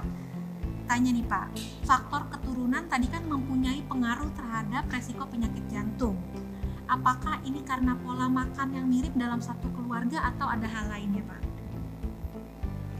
Oke baik, silakan Dokter Podra, bisa dibantu. Ya, terima kasih. Oke, faktor keturunan di sini mungkin bukan yang disampaikan tadi di sharing Bapak Hajar juga, memang itu lebih ke arah genetik ya. Di sini adalah kita bicara genetik, di mana faktor risiko yang tidak dapat diubah ya, faktor risiko yang tidak dapat diubah yaitu adalah keturunan berdasarkan genetiknya. Kalau pola makan ya, karena di sini kita bicara metabolismenya, kita bicara tadi ya pembuangan darahnya dan sebagainya. Jadi orang yang memang mempunyai keturunan orang tuanya serangan jantung, memang faktor risikonya tuh 3,8 kali ya lebih besar dibandingkan yang tidak mempunyai keturunan. Tapi di sini bukan karena makan, kecuali memang 80% ya rata-rata memang didapat karena makan ya, atau pola makan yang kurang sehat ya. Jadi istilahnya keturunan sangat menyumbang sekali, betul ya, secara genetik tadi sebesar 3,8 kali ya. Jadi di sini lebih ke arah ke genetiknya Mbak. Ini Bapak atau Ibu ya? Sorry Mama. Ya, oke. Suara saya masuk ya? Pak Yeah. Vera. Masuk ya? Oke, saya rasa udah clear ya Dokter Podra tadi menyampaikan, jadi insurnya itu lebih ke genetiknya sebetulnya, bukan dari asupannya. Tadi kan saya sudah cerita bagus tadi. Saya punya teman, pimpinan saya dulu ya, yang luar biasa idealnya, makannya, olahraganya, berat tubuhnya ideal banget, kira-kira begitu. Begitu adiknya meninggal, kena serangan jantung, mulai pada ribut, dicek, ternyata 7 penyumbatan titiknya posisinya. Artinya apa? Kan bukan makan, genetik yang lebih dominan di situ, kira-kira begitu ya. Nah, jadi ini jadi perhatian. Apalagi kalau udah punya genetik, terus makanya ngawur, tambah lagi, kira-kira gitu kan. Betul Pak. Lanjut. Terima kasih. Nah, ini masih ada satu pertanyaan. Tadi dari Pak Vera juga, karena ini kayaknya Pak Vera sedang lagi bimbang dok. Jadi Pak Vera ini sudah senang melakukan lari, aktivitas lari hampir setiap hari sejak akhir tahun 2015. BMI Pak Vera ini 23. Kemudian bagaimana dokter? Apakah ini masih beresiko tinggi terhadap sakit jantung? Sedangkan pola makan Pak Vera sendiri sudah cukup sehat dan tidur juga minimal 6 jam. Sebagai informasi tambahan, detak jantungnya rendah saat berlari. Silakan Pak Podra. Iya Pak. Ya ini jadi bicara tadi sudah disampaikan ke Pak Hajar juga tadi di materi bahwa memang untuk aktivitas tinggi ya harus dicek dulu jantungnya ya. Jadi gini, oke, kita bisa lihat dari faktor-faktor risiko tadi ya, terutama tadi faktor risiko kegemukan. Oke, boleh. Tapi apakah ada faktor risiko lain kan yang bisa kita lihat ya? Di sini ada faktor risiko tadi juga disampaikan ya, rasio kolesterol total, rasio kolesterol HDL ya, kemudian rokok, kebiasaan dan sebagainya. Ada juga tools ya yang pernah di penelitian saya sebelumnya juga memang saya pernah menyampaikan mengenai Framingham score. Itu nanti ada terkait usia, kebiasaan merokok gitu ya. Jadi kalau saran saya untuk melakukan aktivitas yang lebih berat, kita harus tahu jantung kita dulu. Ya tadi sudah disampaikan oleh Pak Hajar bahwa untuk menentukan olahraganya juga kan kadang-kadang banyak masyarakat yang menganggap bahwa futsal itu adalah olahraga gitu ya, padahal itu adalah olahraga permainan yang berbeda yang sangat memberatkan untuk jantung, fungsi jantung terutama. Jadi sebelum aktivitas tadi kita lihat datanya bapaknya dilihat dulu ya, faktor rasio kolesterol HDL kolesterol totalnya ya, tadi usianya ya, kemudian BMI-nya. Jadi banyak informasi yang harus ditambah ya untuk menentukan seseorang apakah bisa melakukan aktivitas fisik yang lebih berat. Begitu. Mungkin dari Pak Vera ya tadi ya, Pak Vera ya. Ya gitu. Ya. Jangan dari BMI-nya aja, betul. Ya, setuju Pak Podra. Jadi jangan melihat berdasarkan kasat mata nih. Ya, betul. kita rasanya berat badannya udah oke, nggak ada keluhan dan segala macam gitu. Tadi kuncinya adalah ketika kita belum punya hasil tesnya gitu ya, itu kita sebetulnya belum bisa bicara apa-apa. Ya, jadi seperti tes darah, kalau kita tes jantung yang berkaitan EKG, treadmill, setidaknya itu ya. Tapi sekali lagi, selama kita belum tahu, jangan ngambil risiko kegiatan yang berat. Kira-kira begitu. Itu yang mungkin harus dijadikan perhatian. Silakan. Baik, pertanyaan terakhir Pak Terakhir Hajar. Ya. Dari Wika Serang Panimbang, saya umur 54 tahun, ada batasan detak jantungkah yang aman saat olahraga lari maupun bersepeda? Ya, mungkin saya jawab dulu nih ya, Pak Dokter ya. Moga. Jadi tadi udah disampaikan ya. Kalau Bapak ini ya, Pak siapa? Bapak Budi. Pak Mudi. Pak Mudi, kalau Pak Mudi belum tahu hasil tesnya jantung Anda seperti apa, belum pernah check up setidaknya EKG atau treadmill lah ya, kira-kira gitu ya, tentang jantung Anda, sebaiknya jangan ngambil resiko yang menyebabkan olahraga itu terlalu keras. Kalau saya batasannya gini, kalau sampai nafas kita tersengal-sengal, nah itu pasti akan menjadi satu resiko ya. Nah, oleh karena itu sebaiknya satu, olahraga penting tetapi tidak yang tersengal-sengal. Saya ini termasuk orang olahraga yang dari dulu pengennya paling enak tuh jalan gitu ya, olahraga kardio. Lari pun saya hindari, sepedaan pun saya sepeda lipat yang nyantai gitu ya. Jadi banyak funnya, tapi terus terang ini juga mempengaruhi ke otot kita, pernafasan kita juga, ke sistem metabolisme kita. Jadi sebetulnya olahraga ringan itu nggak punya banyak risiko, tapi di sisi lain juga punya dampak bagus untuk tubuh kita. Sambil kita ngecek darah kita gitu ya, ngecek jantung kita. Kalau jantung kita jawabannya sudah oke, keren, bagus, mungkin Anda bisa lebih keras daripada itu. Ingat, tapi ada ingatnya lagi. Kalau olahraganya ekstrim yang punya resiko terhadap luka luar biasa lah ya, itu juga punya resiko yang lain yang namanya inflamasi tadi. Jadi ini sebetulnya tetap saja yang paling baik kita bisa ngukur tubuh kita lah ya. Tapi saran saya cek jantung kita itu menjadi isu penting. Pak Dokter silakan. Iya Pak, terima kasih. Ya betul sekali Pak. Jadi memang cek dulu ya dalam menentukan aktivitas fisik olahraga yang kita akan lakukan. Kalau mengcek keluhan tadi ya, betul ya, kalau memang sudah ada berat, ada timbul sesak dalam suatu aktivitas olahraga, sebaiknya dihentikan. Untuk diketahui, frekuensi normal detak jantung tuh 60-100 ya Pak Budi tadi ya, 60-100 ya, itu yang untuk batas normalnya, tapi kalau dalam aktivitas olahraga biasanya akan meningkat lebih tinggi lagi ya. Jadi yang penting juga selain melihat acuan dari frekuensi nadi normal atau jantung normal kita, juga dilihat dari keluhan tadi yang disampaikan oleh Pak Hajar ya. Kalau memang udah sesak, udah apa ya, sebaiknya dihentikan. Dan sangat bagusnya lagi adalah cek dulu sebelum melakukan aktivitas olahraga, itu lebih baik. Terima kasih Pak. Terima kasih Pak Hajar dan Dr. Podra atas jawabannya. Semoga terbantu solusinya untuk Pak Budi. Baik, terima kasih Pak Hajar sekali lagi atas sharing presentasinya sangat luar biasa. Mungkin Dr. Podra ada yang mau disimpulkan Pak Dokter? Silakan Dr. Podra untuk closing statement. Oh baik, terima kasih. Ya ini luar biasa sebenarnya, alhamdulillah bertambah lagi ya. Sebenarnya ini adalah wawasan ya, baik dengan pengalaman yang sharing diberikan oleh Pak Hajar, dapat meningkatkan kewaspadaan kita ya.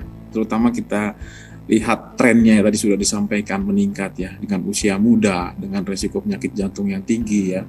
Tadi disampaikan juga ya 1 dari 3 kematian dari WHO yang disebutkan itu tadi dan sebagainya. Itu trennya meningkat ya. Di Indonesia sendiri memang klaim kesehatannya terhadap BPJS terhadap penyakit jantung koroner juga meningkat ya. Jadi kita lihat sekarang ini makin usianya juga, gaya hidupnya juga malah usia makin turun, gaya hidupnya ya kan makin tidak benar. Jadi sangat-sangat berkontribusi ya terhadap resiko penyakit jantung koroner. Tadi juga disampaikan alhamdulillah ada faktor-faktor resiko yang dapat diubah, tidak dapat diubah gitu ya. Apalagi tadi saya rasa sudah sangat lengkap sekali ya, karena ada faktor resiko baru ya Pak, tadi ya inflamasi ya, luar biasa. Saya juga kaget juga Pak Hajar ini. Mengetahui resiko inflamasi ya. Inflamasi, kemudian ada lagi Pak, banyak juga faktor-faktor yang di luar tadi disebutkan adalah faktor stres oksidatif ya, mungkin ada lagi faktor fibrinogen dan sebagainya. Saya rasa ini sudah sangat lengkap sekali, saya tidak perlu menambahkan banyak, dan alhamdulillah mungkin yang kuncinya ya Pak ya, kita mungkin lebih ke arah screening dulu ya Pak, betul sekali dalam melakukan tindakan. Untuk kalau saya sih punya jargon Pak, izin Pak. Jadi kalau silakan. saya kalau jargonnya ini, kalau untuk yang kita menghindari ya supaya tidak terjadinya resiko penyakit jantung, kita harus, gaya hidup kita harus cerdik ya, dimana kita harus cek kesehatan secara berkala ya, kita harus menyahkan asap rokok, alkohol dan bahan karsinogenik lainnya. Kemudian kita harus rajin aktivitas ya, D-nya di sini diet sehat seimbang, I-nya harus istirahat yang cukup, yang terakhir K-nya adalah kelola stres ya dengan ibadah, olahraga dan sebagainya. Mungkin itu kalau saya, hidup kita harus cerdik di situ Pak. Terima kasih. Terima kasih Dr. Podra, mungkin saya sedikit nambahkan. Materi ini kalau memang mencerahkan, alhamdulillah nih ya. Tetapi yang paling penting ini akan kita simpan di YouTube channelnya HC Wika, dan nanti bisa di-download kan, bisa di-sharekan atau bisa linknya bisa di-sharekan kepada lebih banyak orang. Karena sekali lagi menurut saya ini bagus sekali buat, paling tidak saya pengen semua insan Wika harus tahu ini gitu ya. Sehingga kita sama-sama termotivasi untuk melakukan pola hidup yang sehat. Tapi yang paling penting juga keluarga kita, ya, lingkungan kerja kita, lingkungan manapun yang kita tahu sebarkan saja. Karena memang mungkin dengan penyintasnya atau orang yang pernah sakit cerita gitu ya, mungkin jadi lebih membuat motivasi yang lebih tinggi bagi teman-teman semua, ya, bagi Bapak Ibu semua di sini. Ya, jadi semoga materi ini bermanfaat, dan ingat yang saya lakukan adalah bagian daripada kompeten di akhlak ya. Jadi saya mencoba melakukan sesuatu, belajar. Kalau Anda lihat mungkin Pak Dokter juga bingung ya, saya kok tahu banyak, tapi itu bukan nggak belajar Pak, belajar, mencari referensi, mendalami, dan mengajarkan. Ini kalau saya dapat kompeten, skor akhlaknya dapat 20% langsung nih dapatnya, ya kan? Jadi itu bagian yang tidak lepas dari core values kita, ya. Bagaimana kita jadi kompeten, dan apa hubungannya dengan pekerjaan Pak? Kalau kita nggak sehat, kita nggak bisa kerja nih. Makanya kita harus memotivasi teman-teman supaya punya hidup sehat, dan itu berdampak kepada kinerja kita juga. Semoga materi ini bermanfaat, ya, sukses, dan yang paling penting, mulai dari hari ini, mulai dari detik ini, mari paksa hidup kita menuju pola hidup yang lebih sehat. Terima kasih. Wassalamualaikum warahmatullahi wabarakatuh. Waalaikumsalam warahmatullahi wabarakatuh. Waalaikumsalam warahmatullahi wabarakatuh. Baik, tiba saatnya kita akhiri sharing session ini. Semoga dapat menambah wawasan Bapak Ibu sekalian. Terima kasih sekali lagi kepada Pak Hajar, Ibu Suli beserta jajaran tim manajemen Wika Group, Dr. Podra dan seluruh insan Wika atas partisipasi pada pagi hari ini. Saya Wilda mewakili panitia mengucapkan terima kasih dan mohon maaf jika ada kekurangan selama pelaksanaan acara. Wabillahi taufiq wal hidayah. Wassalamualaikum warahmatullahi wabarakatuh. Salam sehat selalu.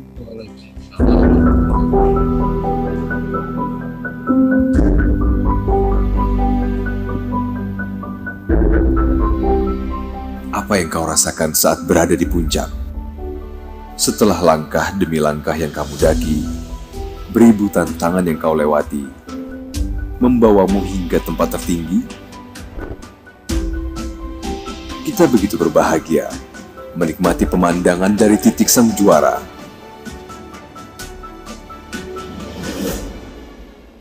Semua mengenal kita, Wika, sebuah rumah berisikan talenta-talenta hebat. Dari tangannya lahir karya-karya luar biasa. Jejaknya tertera jelas di jantung ibu kota.